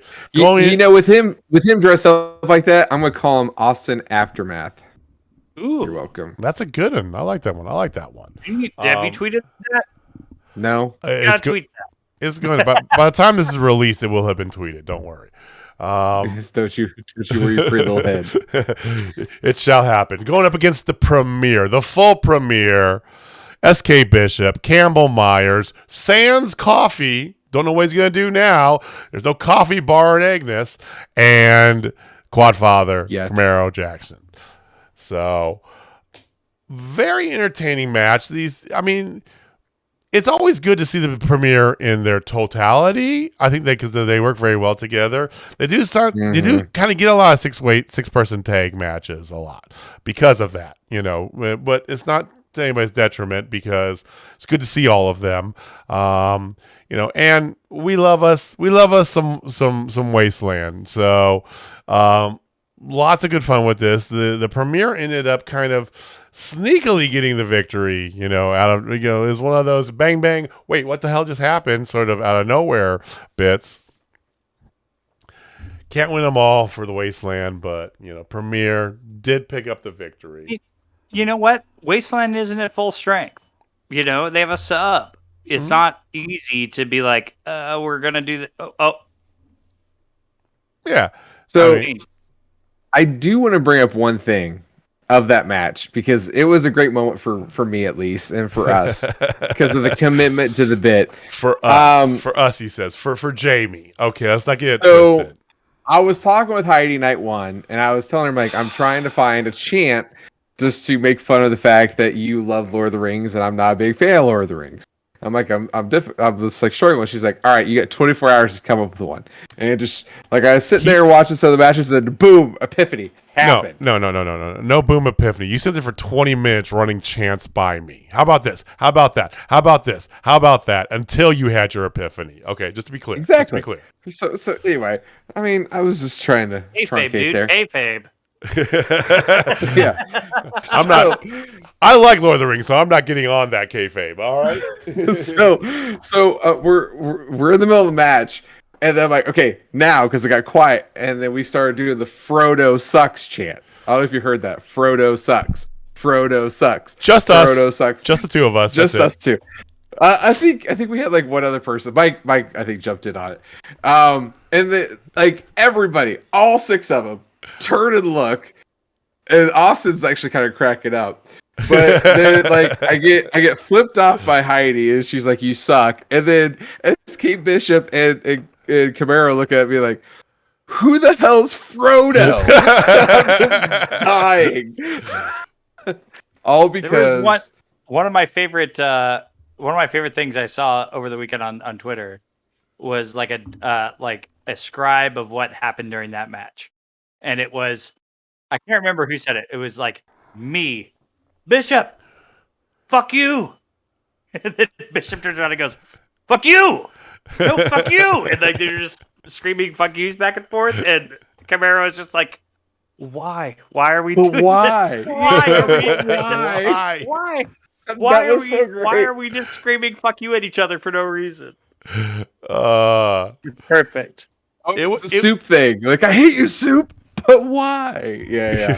So that's kind of one of the wonderful things as well, because where you place the matches. So this was placed at a perfect spot that was kind of that filler there, because before, I don't want to call it a filler because it was such a good match. But it was come down. Thank you. Yes, that's there we go. I'm looking for better words. Okay, on this. So it's known as the cool down in the biz. We're getting business terms here. No, business. But then I did a business. We're gonna use business. Vincent Adultman. Well, we're gonna talk about business because before this match was what they would call in the biz a straight banger. Something that has been a dream match of mine for a while, and I told one of the combatants this afterwards as I was thanking them for what I had just seen. Effy, Gary J, no disqualifications. I believe I walked up to you guys before this started You and said, you were waiting I there have, for I have a surprise. and you Yes, waited. you do. You waited there until we got no disqualification. We're like, oh, no DQ. Which I mean, we knew it was going to end up that way anyway. But Yeah, I was told. I was officially a like, no DQ hey, match. how do we like? We're gonna fuck around with these rules a little bit. How do we? I was like, I got it. Let's just no rules. Let's Just make go it a for it. surprise. Yeah. Oh my god, it was so great. So, here in Yellow Brick This Road, is my number 2. This is my number 2 match of the night. And if it wasn't for circumstances, it would have been my number 1. So before we go any further, this is the Gary and Effy J match, but I want to say that during this match, my heart was like super high because the match was incredible, but then it started to sink because I started getting very worried about what we're gonna do for your main event. I was worried because I was like, fuck, that was almost too good. You know what I mean? Like I was like, I don't want everybody to be burned out by this match. Then, we had the match in between to cool it down, but I was getting worried about it. Like when you open up Rampage with a half-hour draw of Kenny Omega and Daniel Bryanson, and then who's got to fucking follow that? It's like, right? Yes, I like that Daniel Bryanson is a person. Bryan Danielson. I don't even... I know, I love it, though. My God, I can't remember his name at all. Caught it too. I so caught it too. I but this match... Please go back to the match, please. This match had everything. It had in the crowd... I watched it. Yeah, you had in the crowd, you had Gary J doing a flip onto Effy sitting in a lawn chair. You had that slap off in the ring. I mean, Effy's neck was blood red afterwards too. So was Gary's. Well, Gary's. That slap off. Oh my God! Pow, pow, pow. I actually got some great pictures of it. There's a really good tweet from Effy that said, "Gary's a psychopath. I love it." I mean, those two push each other to the limit. We had freaking Effy put Gary J through the bike rack barrier. Like it is smiling at us. Yeah, he put it up like as in between the rail separating the crowd and the ring. Put an extra barrier up. Suplexed him. I say he suplexed him from the apron onto both of them. Fantastic picture that Adrian was it. You guys released it, but Adriana is the one. Yeah, Adriana had a fantastic picture. She said when you go 2 rounds with your babe, as they're like. Both just lying there, oh my God, it was amazing. Ended in the ring, of course, with back and forth, and then several elbow shots into Effy down to one knee, who just spits at Gary and says, is that all you got, bitch? That wasn't, because he gave him a ferocious elbow for the pin. Gary did get the victory. I want more of this. I want this. Like, this match, I've told Chris this. I've already seen it 4 times. I watched the full replay, then I watched just this match like 3 other times yesterday. It was amazing. If it wasn't for another thing that happens later on in the evening, this would be the match I think that would be seen by the most people. Absolutely. Mm-hmm. But there's something that happens later that definitely surpassed it. But I just want to say that like working with Effy was a delight. He is a fantastic person. I thanked him several times and saying, "Hey man, you went above and beyond what we asked of you," and I just want to say that I'm incredibly thankful that you did so.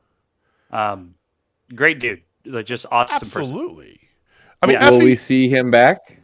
he said that he would like Hopefully. to be back, So here's what I add to that, because we first night, me and Jimmy, we both got t-shirts, we got pictures, we did the whole thing with him, say, hey, thanks for coming to that. Second night, I remember we were sitting there, we were talking, all this stuff, and I subscribed to his Twitch, and, I was telling him, because I love his Monday Not Raw that he does. Shows independent wrestling clips and does his own commentary over them. It's fantastic.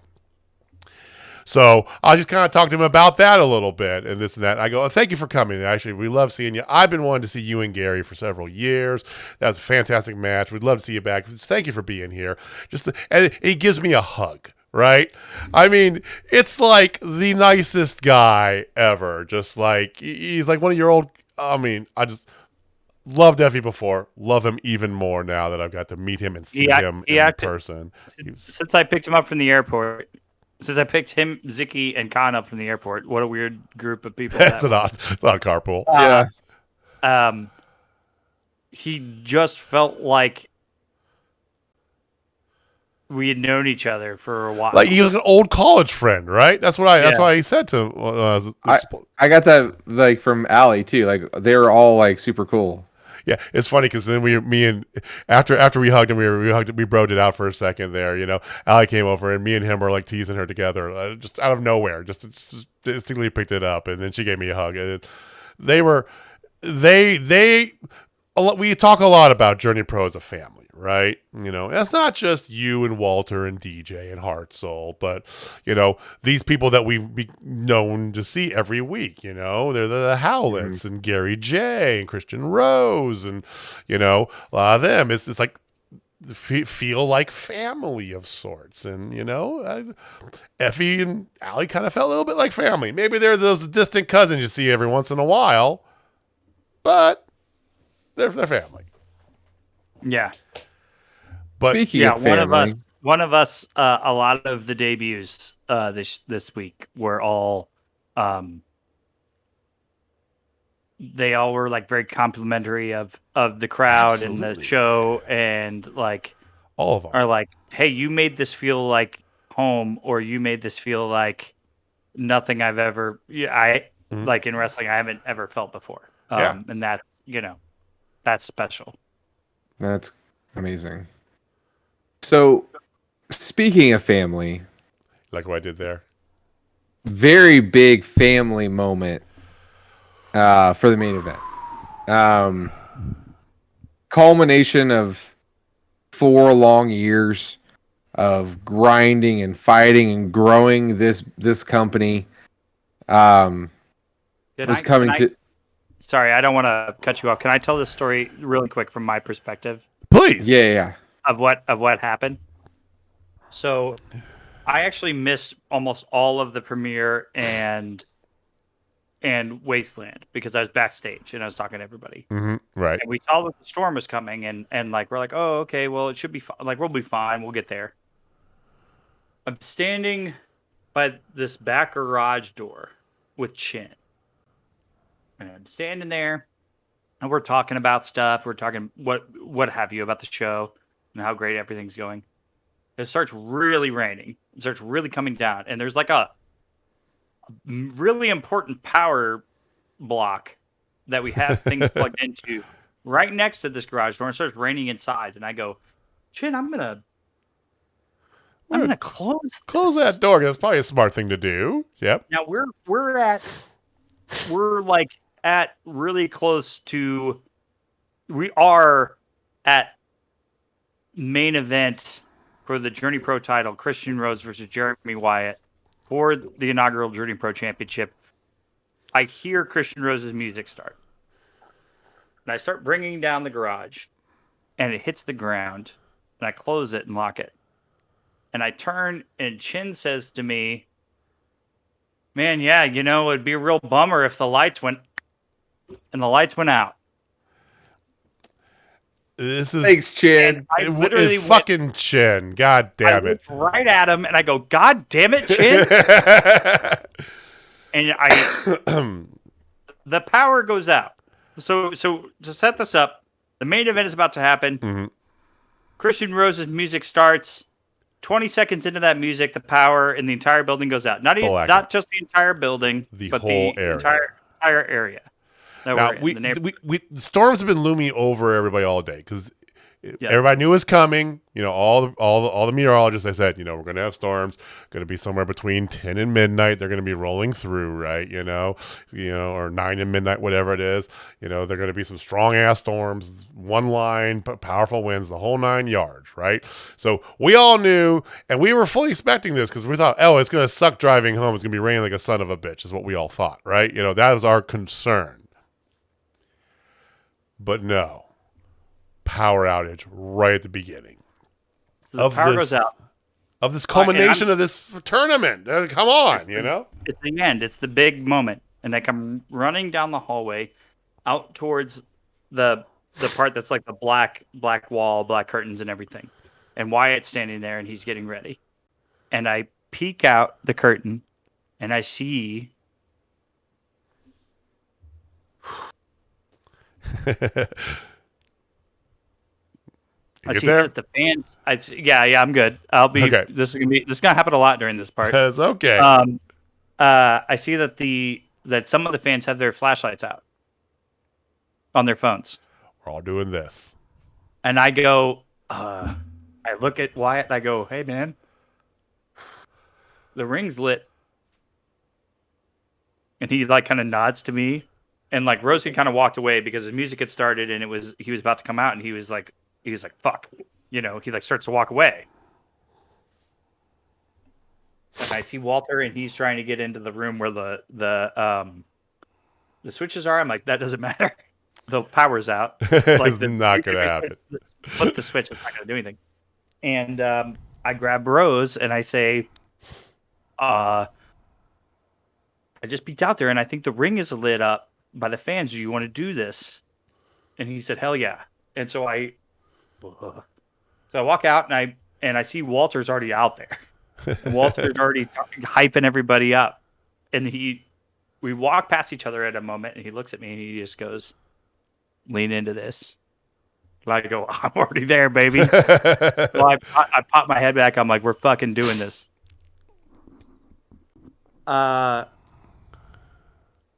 And what happens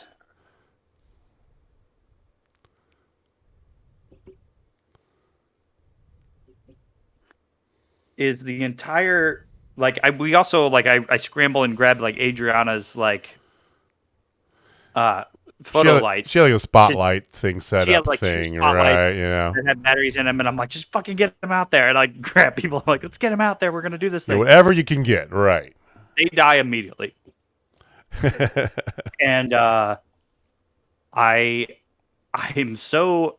I'll let you guys take it from here because it's gonna be really hard for me to talk about. So I'll let you guys. That's fine. Continue. So we start the match. We do it being powered by us, the fans. So we all get up. We're all kind of crowd up around the four sides of the barriers, right? So we're all sitting there, phones up in the air. We were recording because we didn't know. We had no idea. Yeah, you came around and you told us that they were recording at least. Record. Well, so at first I didn't know, and I was like, know, so we were fine. We were recording it. I got 13 minutes of the match. I didn't even check my video how long it was. It's probably close. A little bit shorter, but we found out they did record it, so thank God for that. We will have a produced video of it, like the quality that you see on the stream. We will have that. I'm gonna have that tonight. I don't know what to say about that, but I will have that tonight. Sweet. I'm not going to be able to watch that without getting emotional, but it was definitely. I said this to Jamie earlier today, a little bit. And for what it's worth, the match was amazing. I don't know if you want to really get into the match itself, Jamie, but I think the moment outweighed the match. The match was amazing. It had all the right turns. You had a run in by Longely, kind of thwarted. You had a run in by, you had one ref knocked down. Chin came out. You had Gary J coming out making the save against a chair shot. You had back and forth. The match was amazing. The the moment, though, after it was over, I remember going around to all of our friends, and it was just like everybody had the same reaction. It's like, I've never seen anything like this in my life. It's like I've never been experienced anything like this in my life. It's one of those things, you know. There are moments in sports and there are moments in life that happen where things that you follow and you enjoy, you know, can take your breath away, can make you cry, can make you happy. I remember when the Blues won the Cup in that storybook season of 19. I called my buddy Jeff, who lives in Austin, Texas, who's as bigger blues fan than I am, and we cried together. It was fantastic. It was great. I know when the Chiefs won, you guys had certain reactions that are probably not too dissimilar, right? So when things like that happen, you expect it to happen. But it's the unexpected, you know, things in life. Like this showed community. It showed, you know, everybody's passion for this company and this business and these characters, the stories, and the family that has been built with Journey Pro. It's still just talking about it moves me. And I've told this, it's one of these events. This is a day that I will never forget as long as I live. This is one of the greatest moments that I have experienced living on this blue rock. Yeah, and for me, it was, you know, this podcast has allowed us to meet and talk to wrestlers, and you, Chris, and like it's been an amazing journey just for this alone. And I've never felt more a part of a wrestling show ever than that moment. Like I legit was one of the lights, and we were still chanting. We were everybody, like it was the closest I've ever felt to 400 other strangers. Yeah. In my whole entire life. And then like legit when Christian Rose got that win, hits his Styles Clash, like we were giddy. up. We were giddy. Yeah. Everybody, so people were crying. Everybody was hugging. It was strangers. I remember when we were at All Out and the Lucha Bros beat the Young Bucks in that match. Because of how great a match it was, everybody was excited and we're all jumping around, high-fiving, and great. And that's cool and all. This was a different feeling. This, like you said, it was, we were hugging and crying, and it was just like, I don't even know. Like every emotion just happened at once, and it was amazing. You know, I've had the luxury of having 4 daughters born, and those are the greatest moments of my life. And marrying my wife is one of the other greatest moments. This, arguably for me, was the greatest non-parental or marriage thing that's ever even happened to me. And I've played college football. I've been to state playoffs. I've done all these things in my life that way. But I've never been a part of something like this that I knew how, like, it was weird. It was very surreal. Like, I knew that this was such a special moment. You knew that history was happening and you were a part of it. That's the thing, too. We all were astutely aware of that, even though our emotions were overrunning us. Like, it was legit a storybook ending that no one could have written for an amazing 2-night extravaganza. Oh, yeah. Like, you're telling me that you're going to have Effy and Gary J and just Bussy itself there, and they're just slaying it. Everybody there is slaying it. And then you're like, and let's just have a lights out match and have the entire crowd light the final match and crown your first ever champion. First ever Journey Pro champion. I'll do you one. I'll do you one better. Like, so you're a promotion, and then you got hit in the worst time, and the pandemic happened, where it decimated your industry, but you somehow survived. You decided to kind of give it another go, and you did, and you're going along. Things were going good, and then one of your founders had a medical scare. Would have derailed any other company, but you didn't. You rallied.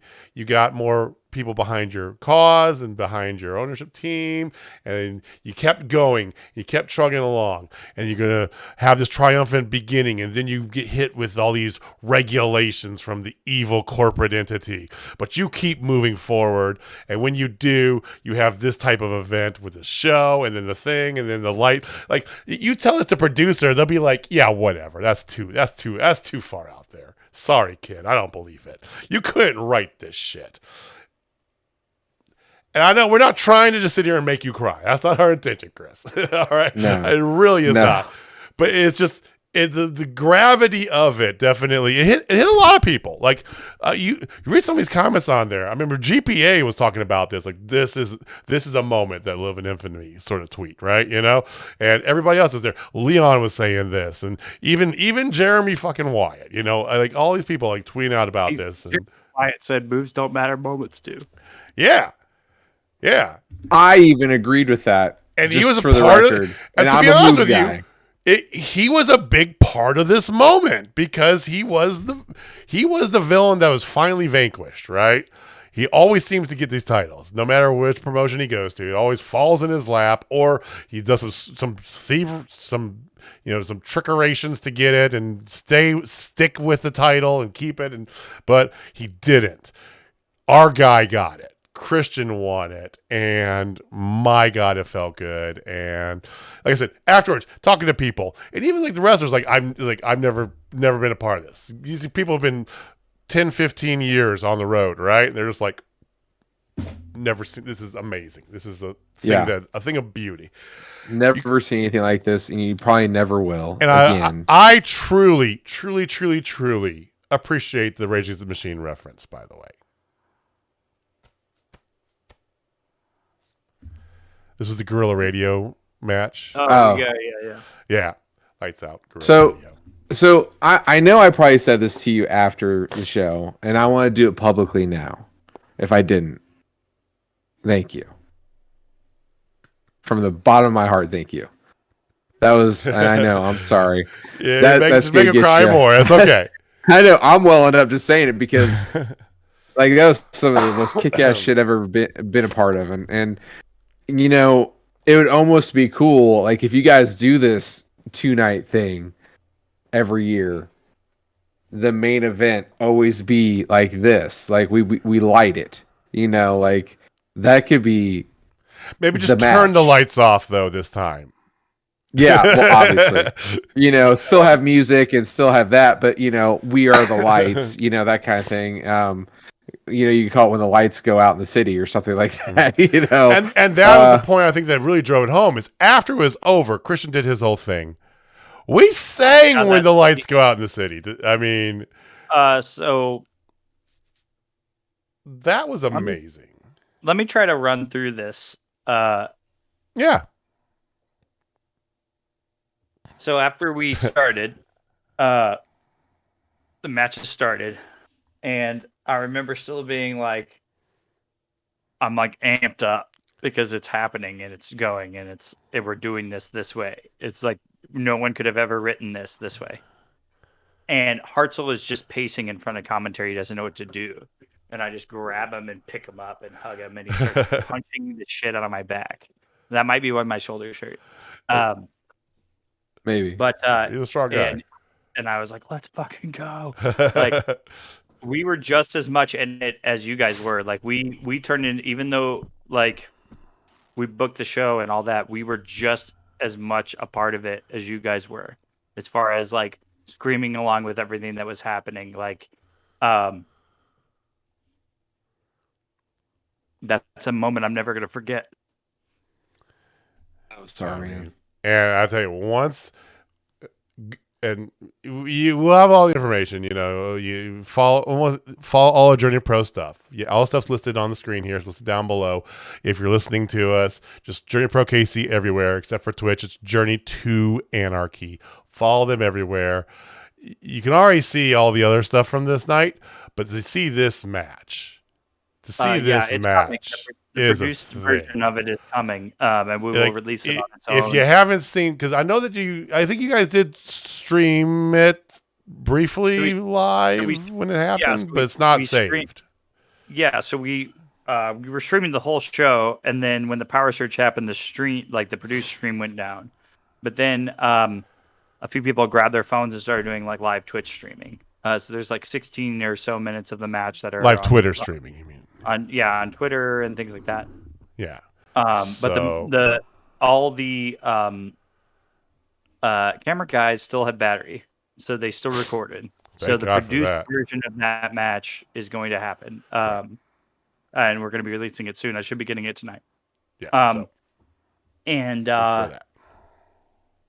there's a couple of moments I want to highlight from that I just can't. They won't escape my brain. And it's a combo one. Earlier in the night, Lavender Sky is out there doing ring announcing. Well, she did a fantastic job, by the way. I forgot to even bring it up, but she did night 2, she did commentary. Fantastic. And right at the beginning, I could tell she's like really nervous. And so she announces the first match and she steps off to the side. She's standing by the barricade. And I just walk up to her and I go, "Hey, breathe. You got this." And then from then on, she's totally fine. She hopped up on a turnbuckle and screamed out in "New champion" at the very end. That's the moment, right? So Rose gets the pin, and I see her hop up onto the apron. And I go, "What's she doing?" "Oh, she's going to announce the winner." And she jumps up onto the second turnbuckle and screams it. And like, I'm just like, I'm banging the ring. I'm like banging on the apron. And right as she gets down,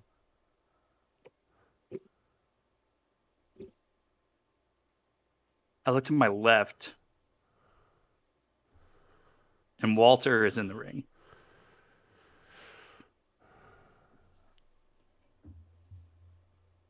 And Walter hugs Christian Rose.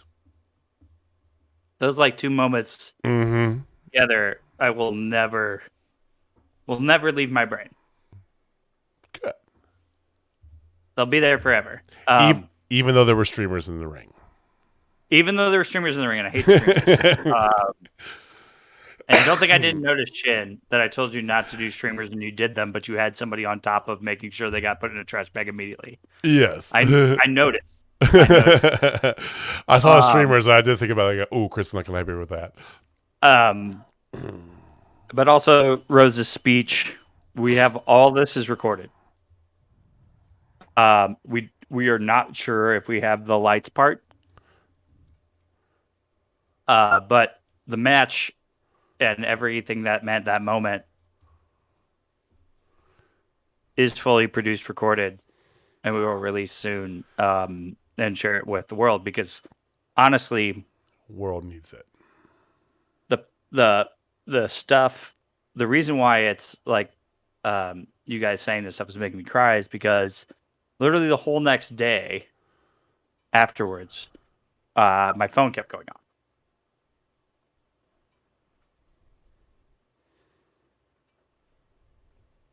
And it was a lot of wrestlers, promoters, people that weren't there that saw what happened. And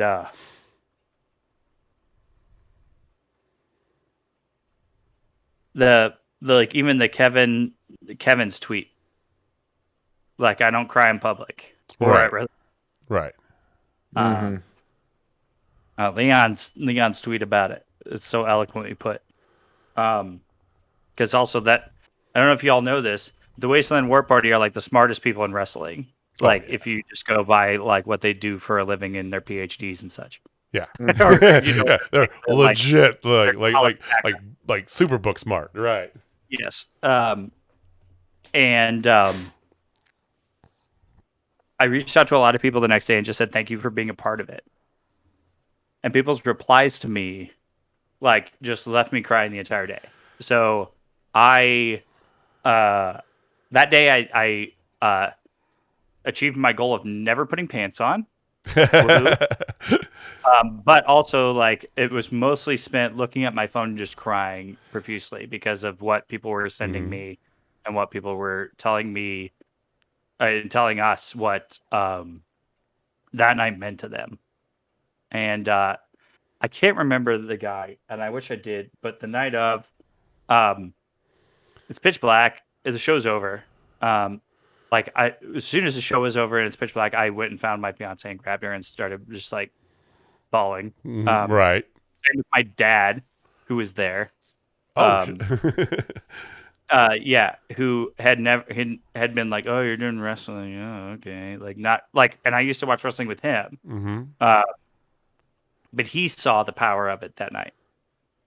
Like he saw what it meant. He was like, oh my god, that was like incredibly magical. What just happened. And there was a fan that grabbed me. I wish I could remember his name. He's a bald-headed guy with glasses, and he hugged me.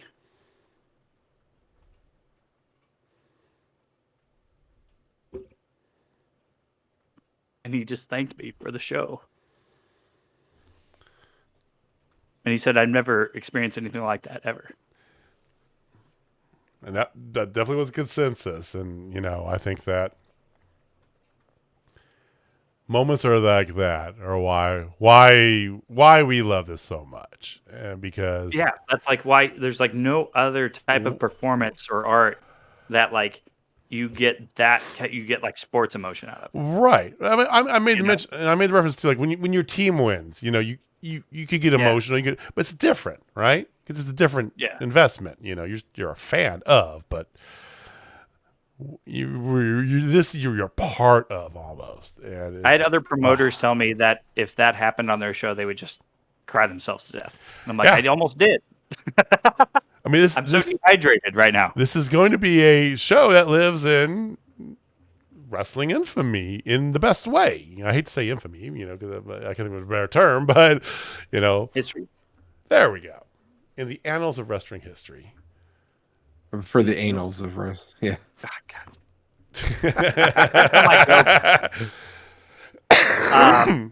But no, the amount of people that were not on the show or that were from out of town that are like not like our guys, our guys and gals that reached out and talked to me about it, and like we made a dent, we made a blip, we for a moment, for 18 minutes. Kansas City like lit up. And that means something to me. The amount of people that have talked to me about it, especially because we ran on a Friday, and then everybody who's like traveling workers, they all worked on the Saturday. Yeah. So they were all telling the story of what happened. The amount of people that have reached out, it's kind of crazy. And I just want to thank all the fans that were there for it.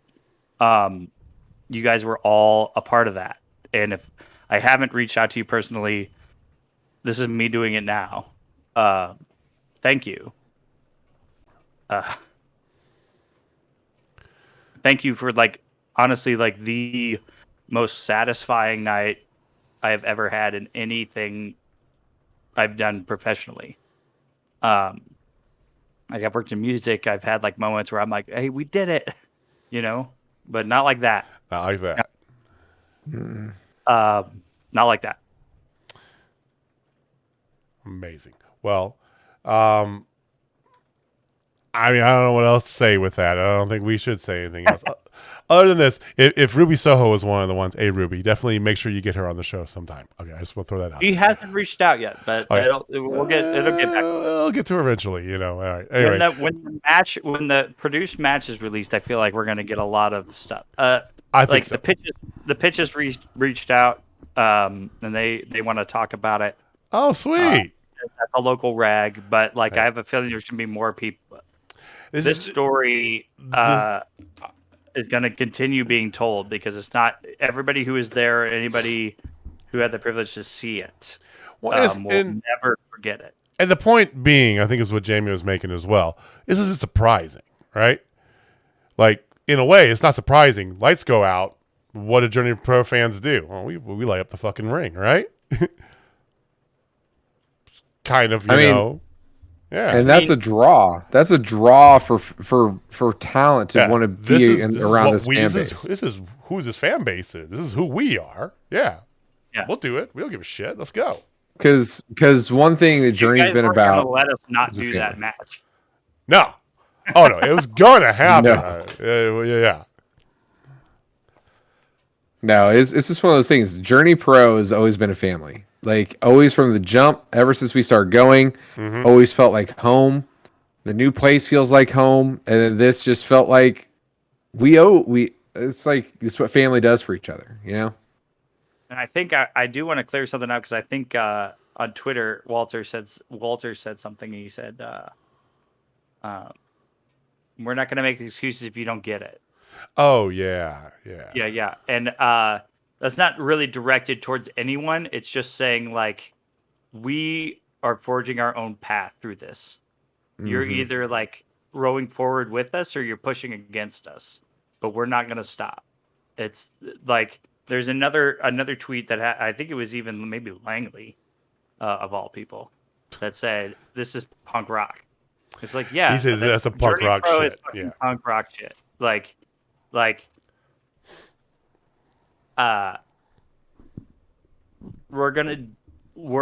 are the rebellious ones, and we're going to like try to fight for what's right in wrestling.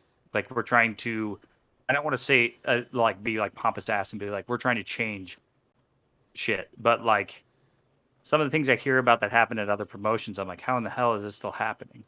Like, this is like, you know what I mean? Like, this is a show, this is art. This is like, be treated at the same level that like music production and all that kind of stuff is. Like, it's a live show. Like, you guys need to treat it as such, you know? And like the toxic part of this business is, it's not for long. And if we can be a little part of it, getting rid of it, then I'll be happy for it. And the fact that the most beautiful part of this whole thing is like that moment doesn't happen without every single one of the fans that were in that room.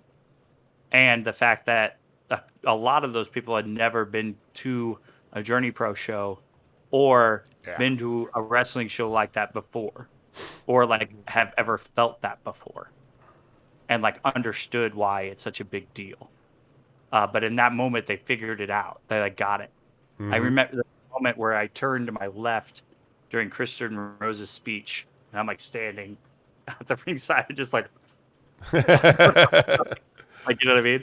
And I turn to my left, and I see Davin, who's one of the owners of. He's one of the like art guys at and one of the minority building owners at Agnes, and he is right there with everyone with his lights shining, and he's screaming. Every time Christian Rose finishes the line, he's recording all of it. And I'm like, we fucking got you. Gotcha, bitch. That's how we do it. Like, and there was like a pottery artist that was in that building that came to the show with her friend, and they were like blown. There were several artists from that building. I know me and Jamie helped with the door, and they're like, the wrestling's in the building with us, and we're going to come check it out. And I'm like, have fun. And then they happened to stumble upon one of the most magical wrestling moments that could have possibly ever happened. And they were blown away. And all their friends know about it now. And when the power went out, there was a certain artist that tried to break into the room with the breaker in it. I won't name that person, but she was trying to do whatever she could to break into the room that was locked, that had the breaker in it, because she's like, "Yeah, that's power. Let's get in there." Like, you know, like, we got these people to understand us, and like we're niche, right? Like, sure, yeah, it's a niche fucking thing. Like, I don't expect, you know, wrestling to be this like gigantic thing that it's not Marvel movies. You know what I mean? But at one time, comic books were niche. You know what I mean? But like this, that moment that night, like, got a lot of people that had never seen that kind of stuff before, I think it like perk their ears up and be like, is that what that is? If that's what that is, I want to experience that all the time. Mm-hmm. Yeah. And if we have a little part in that, I'm very happy. So Agreed. the best way you can follow up with that, for those of you listening, is to, like I said, follow along with everything here, because later on today, maybe there's an announcement coming. We don't know yet. Yes, there is an announcement coming. Okay, I know, because it's like it was kind of came out. I was like, wait, is that? Yeah. So, this is only the beginning. Like we said, everything's gonna get better at the Agnes the more this goes along, right? So, more shows coming up soon. We got a new champion. Who's gonna be in line defense? Is that gonna be Wyatt? Is Wyatt gonna what's up with Wyatt and Longely? It's like, the tag there's just all this tease about the tag team titles that are gonna be coming soon, right? When does that start? Who else besides the Howletts is gonna be in that? Excuse me. Who else besides the Howletts is going to be losing to the Howletts in that tournament? Got that right. And other thing, I didn't say that.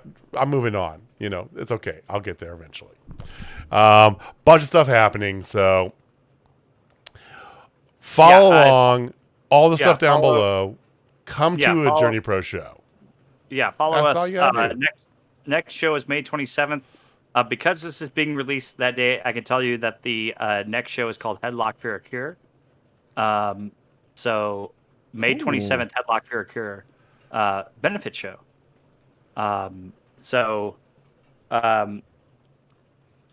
Yeah, I'm just say that the thought of what this show was supposed to be and what it actually ended up being, I could never have dreamed of. And the future of Agnes is like still blowing my mind daily to what it's going to be. But thank you to everyone. Like, most of the people that listen to this podcast are Journey Pro fans. So like, I don't think I'm like reaching out to as many new people as Well, we got some listeners that are definitely not near the area. Heather Librarian down Nashville. Yep. Thank to everyone that's been a part of this, anyone that has like supported us in any way. Thank you, because that moment doesn't happen without. There's so many shows where the power goes out and they go, well, what do we do? Wait for the power or go home. Yeah. And that was not an option. And I love y'all for that. Well, awesome. Well, we love you too. We man. appreciate you so much. So, I don't have anything else here. So follow all the stuff down below. Like I said, 27th is the next show. Get your tickets. Tickets will be on sale coming up soon. Very soon. Jamie, do you have anything else? No. There's nothing else to be said. There's a lot. I know. Thank you for watching. Thank you for listening. Those of you stuck with us to the end. We will see you again.